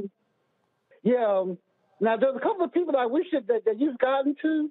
One is Morgan Freeman and James Earl Jones. You get to them? Well, we're working on it. I've never met James Earl Jones. We did have Morgan Freeman on the show talking about a movie that he was in. We had him on the show a couple of weeks ago. But certainly definitely want to make it happen where we can do a much longer one-on-one. The next Rolling with Roland is going to be on Wednesday. I'm talking to Michelle Roberts, the first black woman to ever lead a professional players union. She's the former executive director of the National Basketball Players Association. She just stepped down, retired in January. So it's a fascinating conversation. So be sure to check that out on Wednesday. Oh, yeah? Oh, okay. Okay. Yeah, the reason I talk about James Earl Jones is because he's getting up there in years. And I know. I want him to come and answer. I will answer before you get to him. I would love to get to him. I've never met him, so I would love to have the conversation. Mark, I appreciate it. Thanks a lot. Oh, yeah. Okay, I appreciate it, sir. Thank you very much. Let me go to Kalinda Lee. Kalinda, we'll say North Carolina. Kalinda, you're on Roland Martin Unfiltered on the Black Star Network. What's up? Hi. I want to say thank you. I've been a fan forever, but I have two questions. One, have you ever thought about having moderators in your YouTube chat room? Because we have a lot of racist people in there. We do have a moderator, but we are looking at adding a couple of more moderators. So that's one thing we are looking at. But here's the deal, though. That's also a function of having additional staff as well. So, but that's one of the things that we are talking about. Yep. Okay, and the second thing is, have you ever thought about maybe a meet and greet for your Roland Martin fan club? Oh, of course, yeah. We would love to do meet and greets. The problem is COVID has impacted that. And so we would love to do that. I've actually done it in a couple of cities. This was when we first launched, but COVID has actually impacted that in a great way. So as we are moving forward, hopefully the more people get vaccinated, the more people who are practicing safe distancing, we're seeing a drop off that's going to happen. So absolutely, we want to make that happen. And so when we've done our show from location, like we were in Chicago, people have actually come by the show and actually participated in watching one of the live broadcasts. Okay, cool. Thank you so much. Okay, I appreciate it. Thanks a lot. Let's go to Louis Lyon in Baltimore, Maryland. Hey, Louis, how you doing? How you doing, Uncle Ro? Uncle Ro, can you hear me? Yes, sir. You're on the air. Go ahead. What's your comment? Oh, yes. I'm, the last name is Lyon from Miscommunication anyway. I wanted to comment on the story you did yesterday about the young woman dying in prison. Tanisha Campbell. Only you, only you, and only you will report on a story like that. I actually shared the whole clip onto my Melanated People page. And they were like, wow, I did not know that. That is why we need to be watching Roland Martin Unfiltered. Screw the feelings and all of that. Look, you are the only news section I even give two craps about. Thank you so much. Revolution. Louis, I appreciate it. Thank you so very much. The thing here, Michael, when we think about a lot of these stories, part of the issue is when you don't have one follow-up, but also for mainstream media, it has to rise to a certain level. So basically, the black outrage has to exist on social in order for people to go, oh, maybe now we ought to cover that story. Yeah, and that's one of the reasons why African-American owned media is so important, not just African-American targeted, but African-American owned media, so we can make those decisions. Somebody can call us and we can cover those stories, one. But two, this is why you have to have a two-pronged strategy. It just can't be one strategy. This is why also you have to have African-American producers and executive producers at these networks, at these cable networks, not just hosts, but people who can determine content of these shows as well, so we can get that message out on multiple platforms. But this is extremely important. That's why it's important, all the people that say we need to build our own, that's why it's important to support the Black Star Media Network. Absolutely. All right, we're going to take a couple more phone calls before we go to break. Candace Mahan, Richmond, Virginia. Candace, you're on Roland Martin Unfiltered. Good evening, Roland. Good evening, panel. Hope everybody is doing okay. Is that Candace or Cantus? It's Candace. Okay, gotcha. All right, go right ahead. Good evening. I hope everybody is doing well. I just wanted to say thank you so much for the stories you cover. It really has been such a great enhancement to my life. I appreciate you. I appreciate all the contributors.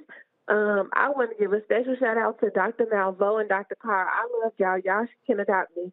So I'm looking around the studio, Mr. Martin, and I'm trying to see where can we make a HBCU wall? Like you have a wall for HBCU paraphernalia. You know, that was me on your Instagram. You was looking real good in that orange and blue. So we should keep that up. Well, we have a lot of murals up, and so wall space is taken. So there is a possibility if we do one. Well, one of the things I'm gonna do, because I do have this here. So we have different artifacts up here. So I've got a number of hats that HBCUs have given me. So probably what I can do is I can probably put some of those on the shelving here as well. Some of these awards we've gotten it.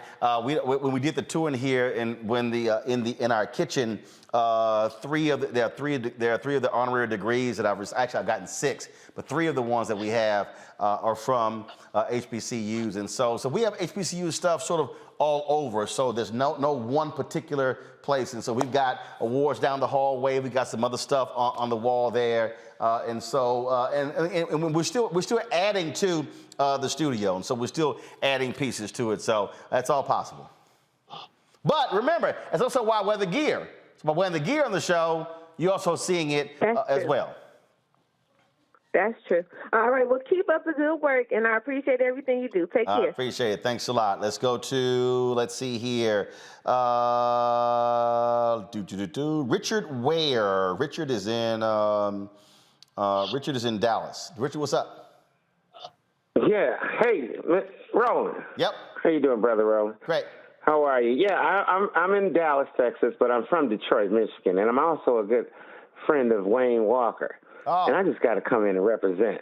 Go ahead. Because you guys dragged them through the mud there, especially the sister on your show, talking about his appearance. You mean Kelly? I don't think she could. Yeah, I don't think she should be talking like that. He's a handsome brother, and so am I. We're also educated, and we're very respectful of the sisters. We love our sisters. He can only be but so respectful talking like that online. He only asked a question. He asked a question. Well, why now, even ask the question? It had nothing to do with him. What was inappropriate about it? It's social media. It's free speech. You're a lawyer, right? Supposedly? Free speech or not, you are still policing a woman's body that you have no control over, regardless. He didn't police her body. He didn't stop her from wearing whatever she wanted to wear.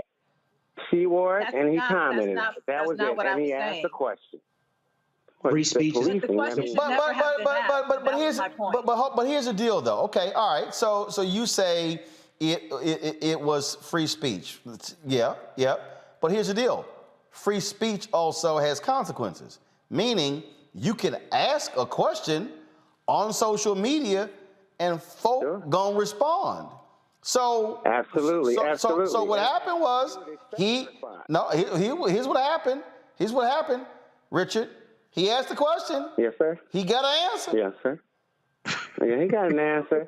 And guess what? It was a critique. It was a critique characterized as an answer. And at the same time, you won't bring up the subject matter, and you won't enlighten people, or you won't enhance people's knowledge of misogynism, as you call it. I don't think it was misogyny. Actually, Richard, here's where I disagree. Because y'all go ahead and pull it up. So I ask questions all the time, okay?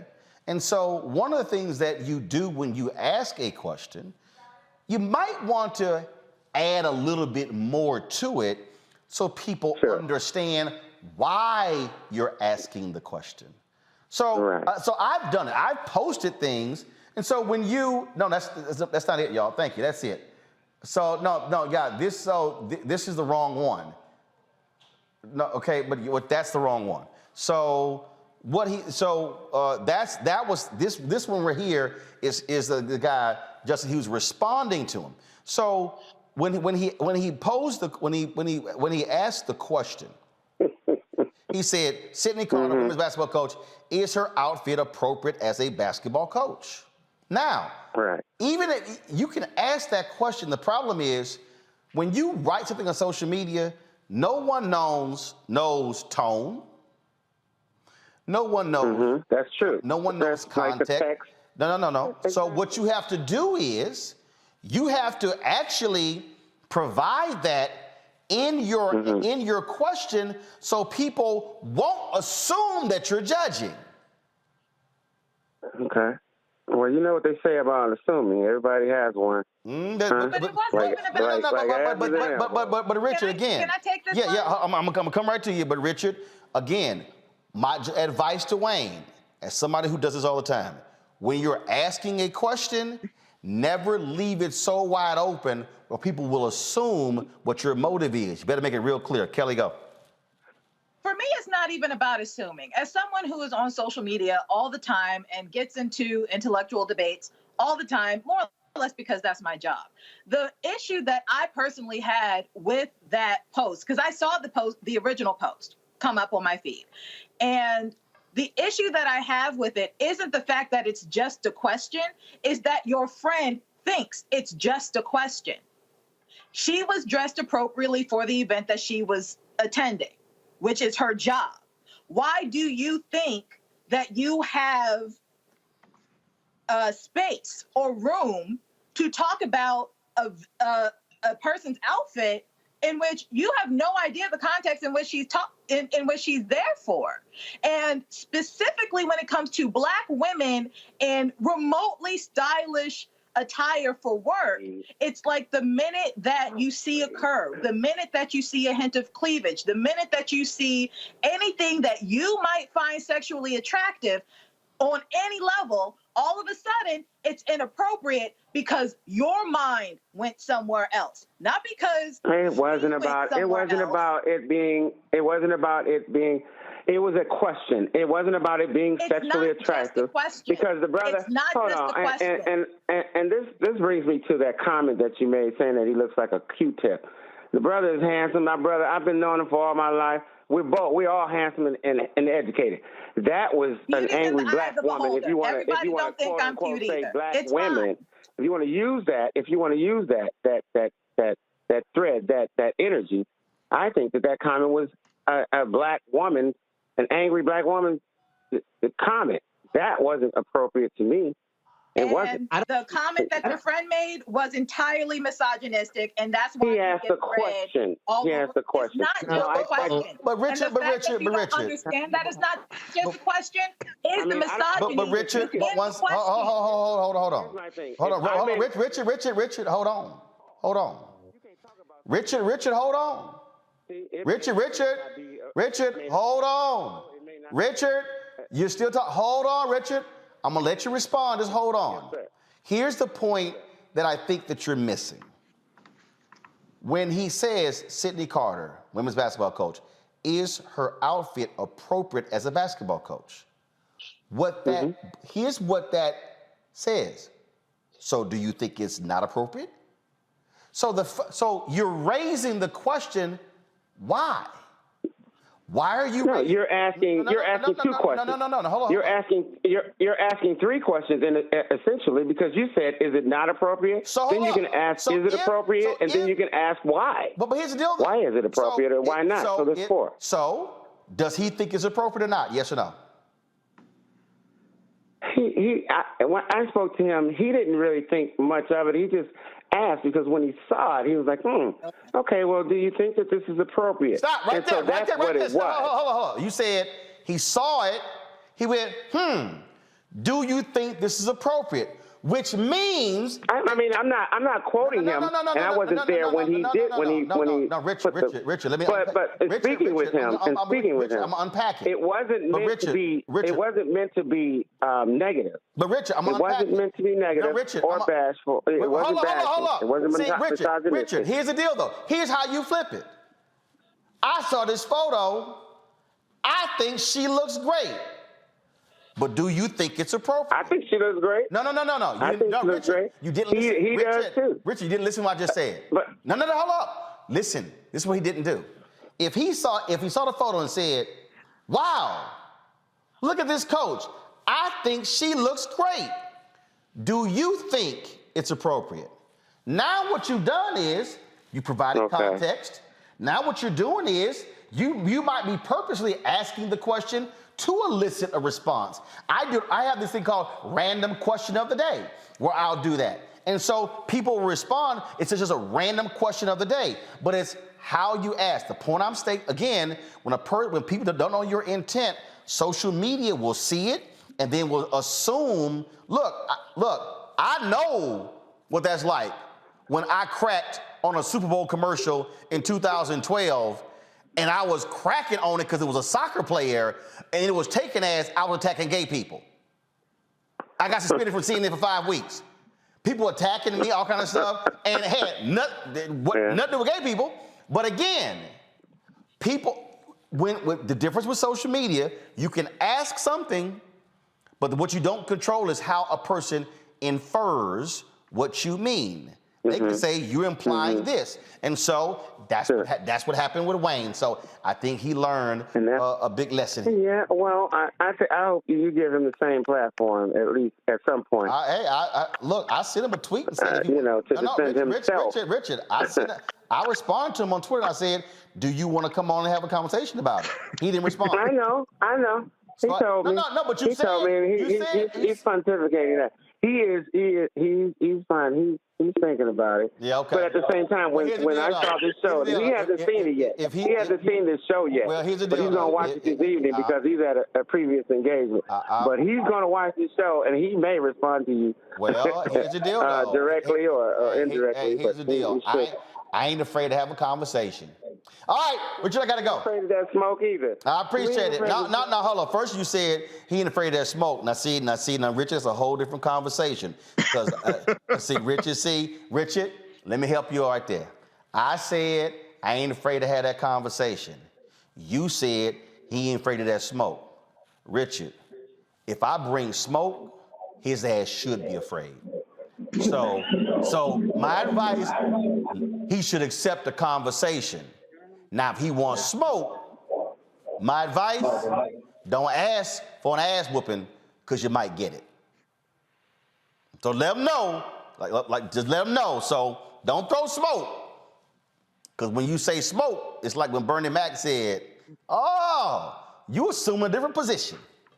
He said, "I know what that position is. You don't want that one."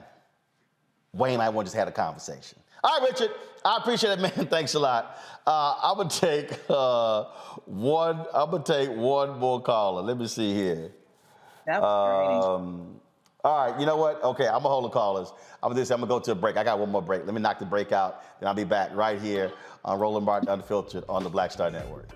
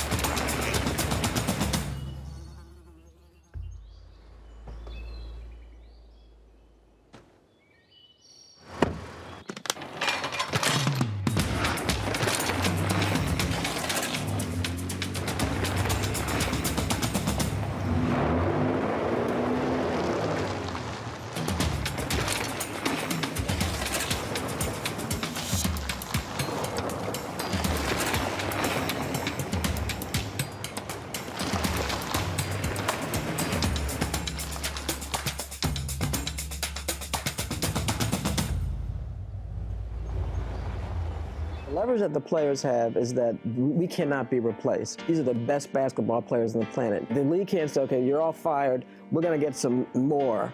And who's watching that, right? The dance is to make it not worth their while to lock us out. No one's making any money if you try locking these men out. And I said to Adam, I don't mind a fight. That's what I do. Y'all want to lose all this money. Y'all want to swing? Right, let's do that. And, there's some things you can say are unacceptable, and I think I can probably believe it. But when I say that there's something unacceptable, you should also believe it. At the end of the day, I know my guys aren't going to make any money if you lock us out, but you know what else? You're not either.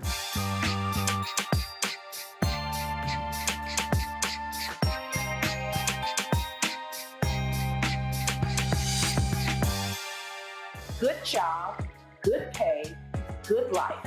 Would you be willing to walk away from it to achieve real wealth? Well, that's exactly what this woman did, and boy, did it pay off. Once you make the decision that this is the direction that you're going to go in, I do believe that there's power in having a decided heart. Hear her story on The Next Get Wealthy with me, Deborah Owens, America's Wealth Coach, on Black Star Network. Hi, this is Essence Atkins. Hey, I'm Deion Cole from Blackish. Hey, everybody, this is your man, Fred Hammond, and you're watching Roland Martin, my man, Unfiltered.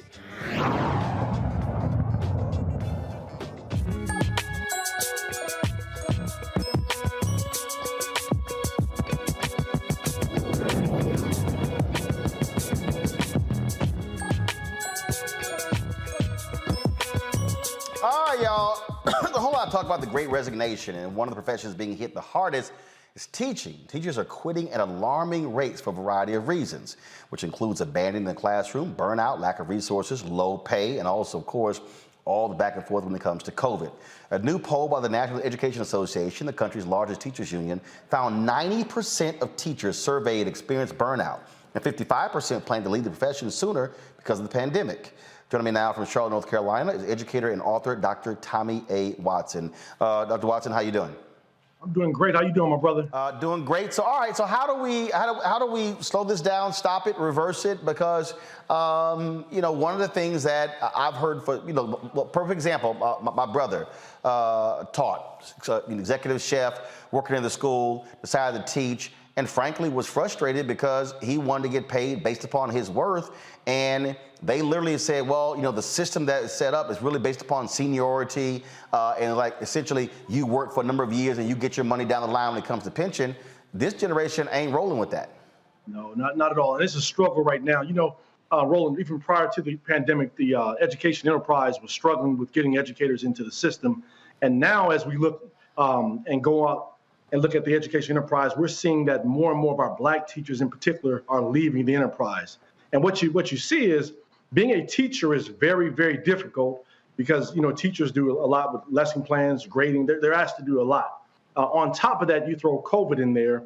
On top of that, as an African-American teacher that African-American teachers makes up 7% of teaching enterprise.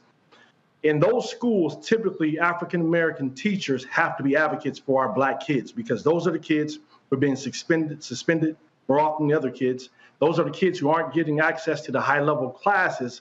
So those Black teachers have to become advocates for those Black kids in those schools, which means it causes some dissension between them and their colleagues. And what we're finding over and over again, for the reasons many of the Black professionals are leaving, is because many of them are also feeling isolated in those environments, Roland. So there are a lot of things that we have to do to counter that. And, when it comes to retention in our schools, we have to start providing opportunities for more diversity and cultural training, and we can't simply leave it on the Black teachers. The Black teacher can't teach everyone in the district and in the building why it's important to love on Black kids, just like you love on the white kids. Right. You also have, go ahead, I'm sorry. How do we fix it? How do we change it? I mean, how to make that adjustment? Well, we have to, as a district, I mean, there's some districts that are doing this very well. The whole concept of cultural competence can't just simply be something that happens at the building level. It has to happen at the system level and be supported by everyone in the system. So, those districts that are doing it and doing it well, we're seeing that they are becoming more open to hiring more African Americans. They're going to the HBCUs and recruiting from those schools and seeing the value of having our Black teachers in the school. And when we're going to those HBCUs, it's not just about going there, picking up kids, to come be teachers, but creating a genuine relationship with those colleges as well. Advertising those colleges to not only your Black students in the district, but all students, all teachers should know about those things. And then, we have to also increase opportunities for more African Americans to be able to be in the pipeline of the education enterprise at the HR level, at the superintendent level, at the district curriculum level. So when hiring takes place, those folks are at the table, because one of the things we're seeing at the NFL right now, Roland, is that not enough African Americans are at the table when the hiring decisions are taking place. So we're losing out on a lot of talent because we don't have those African Americans at the table.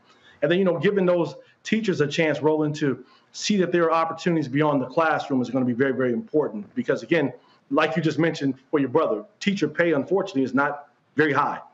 But as they evolve in the education enterprise, the pay increases tremendously. So that can be very, very inspiring and hopeful to a lot of the educators out there. And then also, you and I are both members of fraternities, Omega Psi Phi Fraternity Incorporated, shout out. Getting those folks in the school building. That's cute little youth group. We got to get those folks in the classroom. We got to get the alpha men in the classroom to support those educators out there who are struggling. Because again, Roland, many of them are feeling very, very isolated in the system and burned out. Questions for panel. First up, Matt. So my question, Dr. Watson, is we've seen teachers and education become extremely politicized during the pandemic, just in a way that I think is ruinous. But notwithstanding that, my question for you is, what have you seen unions do in response to that? How are unions supporting teachers and pushing back against a lot of that negative politicization that we see of the teaching profession right now? Yeah, that's a great question. And, I think at this point, many of them are still scrambling to try to figure it out. Because during the pandemic, we had the pandemic taking place, we had the social unrest taking place. So there's been a lot of scrambling taking place around the country.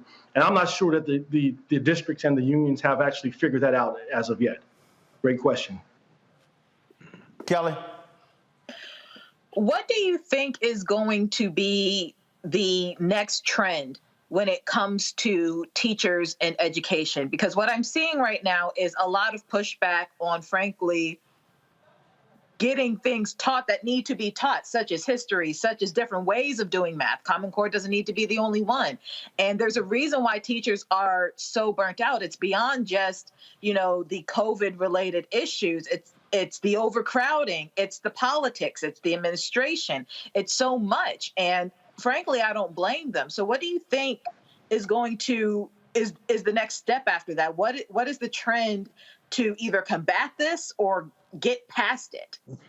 Yeah, and that's a great question as well. I think right now we have really pushed teachers in the midst of No Child Left Behind to focus so much on testing, and the end result that there's been a strain in the relationships. So what I would like to see the next trend to take place, Kelly, would to be more focused on relationships, because we know that when those students have access to great teachers who actually care about them, our students do well. Yes, testing is important. Yes, knowing math and reading is important. However, those relationships are just as important. So we're hearing a lot of talk about the social and emotional needs of the students being addressed. And I think that's very, very important, because not only are those needs needing to be met for the students, they also need to be met for the educators who are serving the students as well. Because when those kids come in the building with issues, those issues become the issues of the teachers and support staff as well. So I think that's going to be one of the trends that we have to move to a place where we're taking care of the mental health and social needs of both the students and the teachers, if that makes sense. All right, let's go to Michael. Michael, your question. Hey, thanks, Dr. Watson. My question, and Kelly and Matt hit on a little bit, my question is dealing with critical race theory and this false attack on critical race theory, but especially during the month of February, which is African American History Month, Black History Month, because I'm seeing stories like out of Alabama and other places where Black History Month lessons are being attacked and saying, oh, they're teaching critical race theory. How do we move forward with this? Because this can become very discouraging to people who may want to take up the teaching profession. How do we move forward with this? Absolutely. I think we cannot let our foot up off the gas. I think we have to continue to teach it. We have to be willing to stand up and address those individuals who have an issue with it, because there are a lot of things that are taught in school that have been controversial, and this shouldn't even be controversial.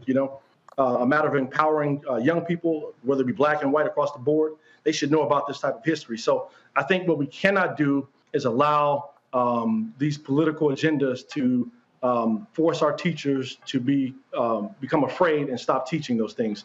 And our teachers need the support of the outside communities. They need support of our other political figures who are supporting them in that. They need the support of our teachers. Of our parents, as well as our students, to let them know, hey, we want to know about that subject matter, and we're not backing down no matter what you're talking about. All right, then. Well, look, we certainly appreciate it, Dr. Watson. If folks want to assist, want to help, how can they reach you? Absolutely. They can contact me at tawatson.com. We're going to be hosting a town hall meeting here on February 23rd to talk more about this issue. We're going to be hearing from students, parents, educators, employers, because this is an issue that doesn't just simply isolate itself to teachers. There's a lot of folks who need to be involved in this, and we'd love to have people kind of go to my website, tawatson.com, and reach out to us and participate in this conversation so that we can support all teachers in being successful and doing the work that they need to do. All right, then. We certainly appreciate it, man. Thanks a lot. Take care. All right, folks. Our final story of the day. Y'all remember last night we showed you this video of a sister who had a couple of words to say about her inability to play spades. Y'all remember this? To say one thing. Listen, if you that serious about the Spades game, don't ask me to play. Now, I just got kicked the fuck up out of my grandma's house, my own grandma's house, at family game night, because I didn't know I had a diamond. Listen, I need y'all to understand. Everybody don't know how to play that shit. Who even invented the game Spades? They don't even play that at the casino. That's not even a real game. Motherfucker want to uncousin me now. Because first of all, what is even the word renege? Like, where did that even come from? That sounds racist as fuck to me. And the crazy part is, we ain't even playing for no money. We is playing for bragging rights. I said I wasn't never doing that shit again last year when my strong-ass cousin broke my grandma's table, slamming the card down on the table. Because what you got to be so aggressive for? Just ruined my goddamn night. Just made me so mad for real. Because how you that mad about a Spades game? Everybody don't know how to play Spades. I'm one of them people. And don't ask me to play again because I ain't playing. Oh, man, that shit is, that's an abomination under God for y'all blood pressure to get that fucking high over a card game. Y'all don't even go that hard on Uno. Fuck they mean, get out, get out. This my grandma's house. I left though, but still, that's my grandma's house. And she ain't say nothing. Straight up, for real. If it ain't deuces, don't ask me to play. I ain't playing Spades, I ain't playing catfish, goldfish, whatever the fuck it's called. I ain't playing nothing but deuces. That's it. Or Uno. Like, I'm really trying to figure out what possessed my cousin to punch the wall. Why would you punch the wall? Somehow you ain't see the what led. What does that even mean? Cuz threw out the king of diamond. My other cuz threw out the two of diamond. My other cuz threw out the eight of diamond. I ain't had no diamond. I didn't think. So I threw out the three of spades. You snapped because I threw out the three of spades. Cuz come right back, play another diamond. I see, oh shit, damn, I did have a diamond. Boom. I put my diamond on the table. You know what I'm saying? This motherfucker flipped the whole table over. I don't even understand what we went wrong. What the fuck? I mean that shit from the bottom of my empty heart. If y'all finna get real emotional about playing a game of Spades, don't ask me to play. I ain't playing. The fuck? Shit. Now I'm hungry. All the nachos over there, chicken, Italian beefs. Ain't shit here for me to eat. Y'all done kicked me out of my grandma's house. I couldn't even get a fucking plate. All right, joining us now, she goes by the name Funny Ass Tiara from Chicago. Hey. How you doing? I'm okay. All right then. So let everybody know. Okay, was that for real, or was that one of your funny videos? So it's somewhat for real. What does that mean? It was family game night. I did mess up playing Spades, but they didn't kick me out. They everybody snapped, but they didn't kick me out, and I was able to get us to go play. So you were doing your funny, you were doing your thing. Kelly can't control herself because she can't control herself at all. When I saw the video, Earthquake posted on his page. I posted up mine. We played last night. People in the chat are absolutely cracking up. So, and one of the reasons why they're laughing so much because a lot of people identify with it. Those of us who know how to play Spades have run up against folk like you who screw shit up. It's so embarrassing because every time I say that, even like at different gatherings, people be like, "You can't play Spades," and I don't know exactly where I get lost. Like I think I get lost once I get too deep into the game and I think I got, I got this shit down and then I play something stupid and everybody mad and foaming at the mouth. So but if you truly deep into the game, then you fully are aware of cards and how they move and what got played and what's likely to spill out. I mean, that's the thing. You got to concentrate when you play Spades. Obviously. I'm telling you, because what's it called? Reneging. I almost had my cousin hit me, and he a man. I said, "You gonna hit me?" Because if you hit, I'm calling the police. You're not gonna put your hands on me. Not about no Spades game, baby. Well, but look, I'm telling you right now, Spades is a serious thing. I see. But wait, I don't understand, like, when they say what led. Okay, I know now, obviously, because don't put your shoulders back up, bro. Uncross your arms.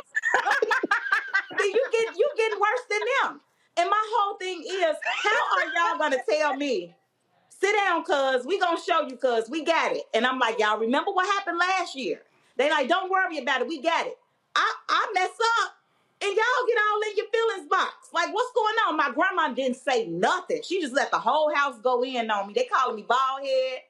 Like all type of stuff. I'm like, y'all tripping for real. It ain't even that serious. But talking trash is a part of Spades. Yeah, I don't like that part. I ain't with that part. How the hell you okay? Are you an actual comedian? I am. I'm a stand-up comedian, born and bred here in Chicago. So how you a stand-up comedian and you ain't talking trash in Spades? Because I wasn't at work. Talking trash in Spades is what? That one. I was not at work. That was family game night. No. You don't understand. You don't understand. I might be at work. Here's a perfect example. I might be at work. Other day, Brittany ass was on her phone on social media during the middle of the show. I busted her ass in the middle of the show. Oh. I didn't wait till the show was over and then say, Brittany, come into my office. I said, Brittany, put that goddamn phone down. That's sad. Yeah, Brittany, put that damn phone down. So even when we not on the air, I crack on people all the time. I don't understand though. Shit talking goes to a whole nother level when you playing Spades. Yes. Everybody get all strong, testosterone build up, motherfuckers sweating in their pits. They slamming cars down. And yes. I'm telling you, my grandma wall got a couple holes in it, and I guarantee they either came from Tunk, Bid Whist, or Spades. Look, I don't hit walls, but if you gonna play Spades, get your ass a real table. And really, it should be a card table. So that way, when you slam it down, the table like jumps. Okay. I'm gonna invest in one of those for my grandma. But I don't know if I'm going over there no time soon. That shit really hurt my feelings. No, you need to go practice. I ain't practicing. Hold up. Don't you sit there and work on your routine? Don't you get on the stage? Let me work through some jokes. Let me refine my jokes so they ready. I get paid for that. We ain't even playing, and that's the thing. You ain't even playing Spades for money. No, this bragging right. I understand. Kelly, what you mean you understand? You can't play? Oh no, I can play, but I can play, but because he ready to jump down your throat. Right? Right? Hey, I be snatching. Look, I'm gonna snatch your black card and your soul. But you know what? With me posting this video got over 2-point-some million views, and it's so many people in the comments saying that they can't play either. So I don't even feel bad about that. That means y'all need to go to no playing Spades ass convention. But y'all need to have nationwide meetups. We probably gonna have more fun than y'all. No playing Spades ass black people. We gonna be meeting at Buffalo Wild Wings, or we be meeting at a soul food restaurant. And that's fine. And that's fine. We could play Keno. We could play Pekino. We could play Deuces. Her ass just say Pekino. Yeah, we could play. I mean, that's my favorite. I'm down for some Keno, baby. Don't let this man call you on his show and bully you. We ain't gotta play Spades. Fuck that. I don't want to play. Hold up, Matt. Can your ass play Spades? That's not the point, brother. No, hell no. Hell no. Answer the damn question. Can your ass play Spades? Can you? No. Oh, see? Right there. See? Okay. Oh, see, right there? I knew you were a Mike McDaniel brother. I knew your ass was fraudulent. Right there. Right there. Call that man all fraudulent. them damn law books behind you, and you can't play no damn Spades. Hell, the Supreme Court ruled on that shit. I can't. I'm not gonna do it. Don't ask me to sit down and play. Now, hold up. Now, Michael, your ass in Detroit. Can you play Spades? I haven't played. I used to be able to. I haven't played. God damn. Oh, hell no. His ass shit. What the hell is I used to play Spades? No, Mike, it's a simple ass question. Can your ass play Spades or not? I used to play basketball, and I stopped running with cats when I was 35 so I didn't blow an ACL. But put the basketball in my hand, my ass can still hoop. Now answer the goddamn question. Can you play Spades or not? Don't let this man bully you, Mike. What'd you say, Mike? I was Stay strong. I probably can. I haven't tried to play spades in 20 years. Nobody say no silly ass shit like I probably. First of all, how in the hell you haven't played spades in 20 years? You ain't been to no black parties? You ain't been to no black family gatherings? Where the hell you been? I have. Mike. But I didn't play spades. I didn't play spades. I played Uno. I can play poker. I can play poker. Okay. But I ain't play spades. Mike. I can play chess. I was a very strong chess player. The kitty-ass table play Uno.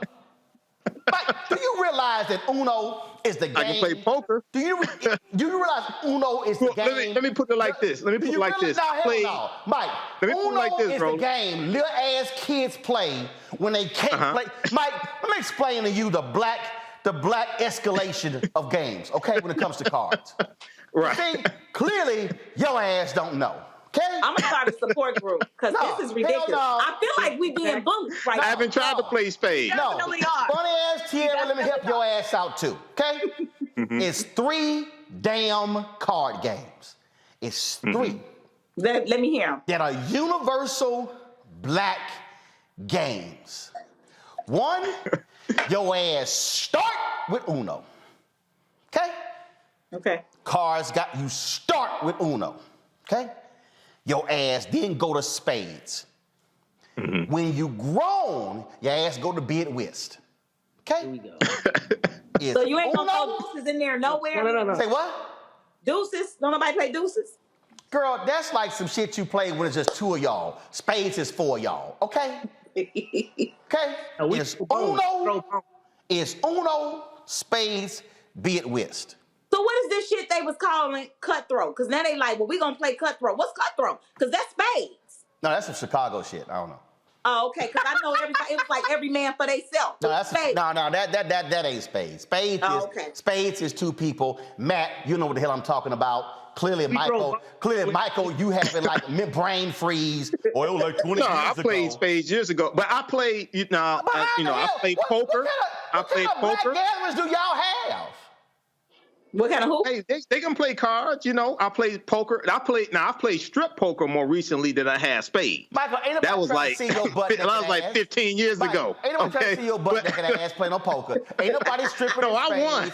Ain't nobody stripping in bid whist. Okay, if you playing strip Uno, that's on y'all. That's y'all weird ass family. All I'm saying. That was a lot of information. Hey, that wasn't a family event. Hey, that wasn't a family event. All I'm saying here is this.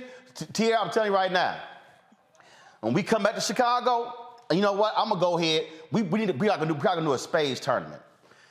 I ain't coming to that shit. Yo, no, you need to go sit your ass on Black YouTube and just for the whole weekend, just watch some damn videos to learn how to play damn spades. I thought I was doing well. I didn't see the damn diamond. Hold up, how you not see the diamond? Because it's the way my hand was set. Hold on, let me get my damn deck of cards. I'll be right. I had all my reds right here, and I had all my blacks. So I thought that's not how you organize right there. cards. First of all, your ass just broke the damn rules right there. That's not how you organize your cards. Kelly, tell her ass again. You supposed to separate. Kelly, tell her ass again. Tell her again. You don't organize it by color. You organize it by the symbol. Club, spade, diamond. Kelly, what the hell are you talking about? No, you don't. That's how I do it. No, Kelly, you do. Oh, by books. Or you can do it by books. Kelly. Or you can do it by books. But Kelly. This is why I be confused. No, Kelly. You organize by symbol and color. Matt, you don't know what the hell we talking about. Matt, stop talking. Stop talking. So, you know what? Let me go and help you out. See, first of all, Tierra, you see, I got some damn cards with me, okay? Okay.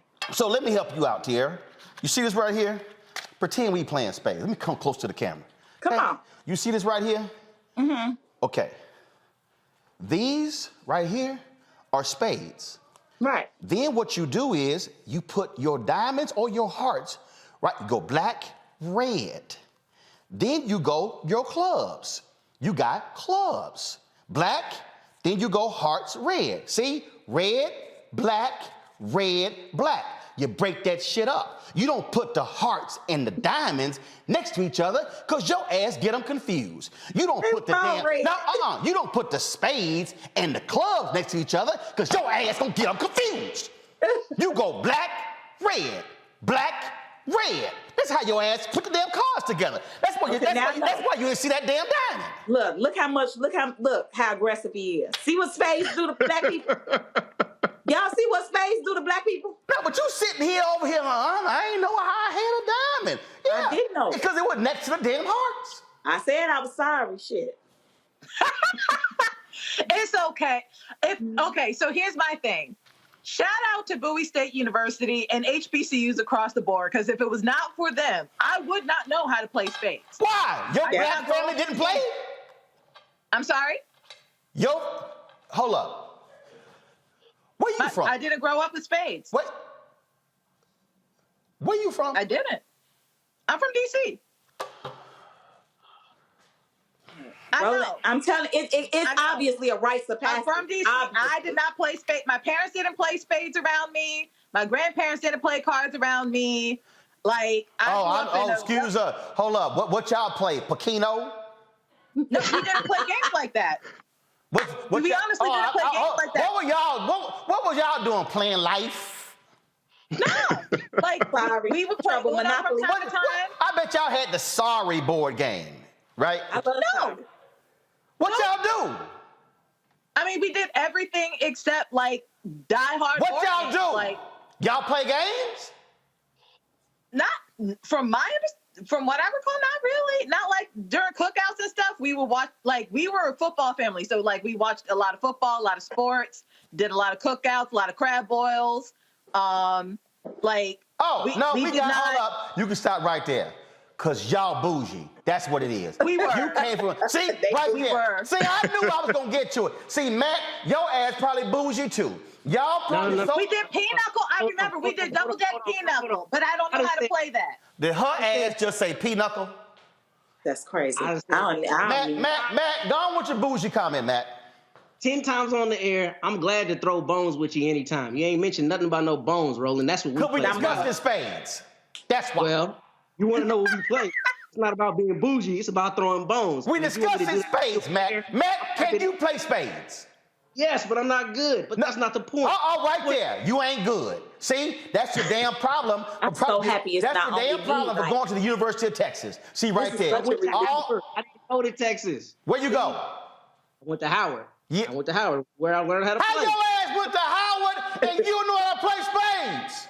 I'm not good. I know how to really play spades like that, though. What in the world was happening at? Damn it! I went to Texas A&M and know how to play spades. Probably because I went to Jack Yates High School, and probably because I had a black family where we played cards. We wasn't bougie like Kelly family. With all these dogs and hogs out there. Tierra, look. I gotta go. My barber waiting to cut my hair. I gotta go Liberia tomorrow. Before you go.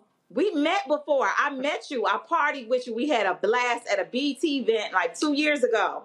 And I took a picture with you. I sent it in for them to show it to you. But we had so much fun. The BT, I don't know, what event was that? That was in 2020. What happened to all your hair? I cut it. That was a wig.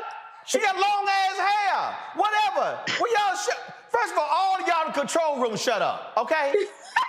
Y'all been messing up and shit the whole damn show, so I don't need to hear nothing from your ass, especially Lanny showing the wrong goddamn graphic. So be quiet.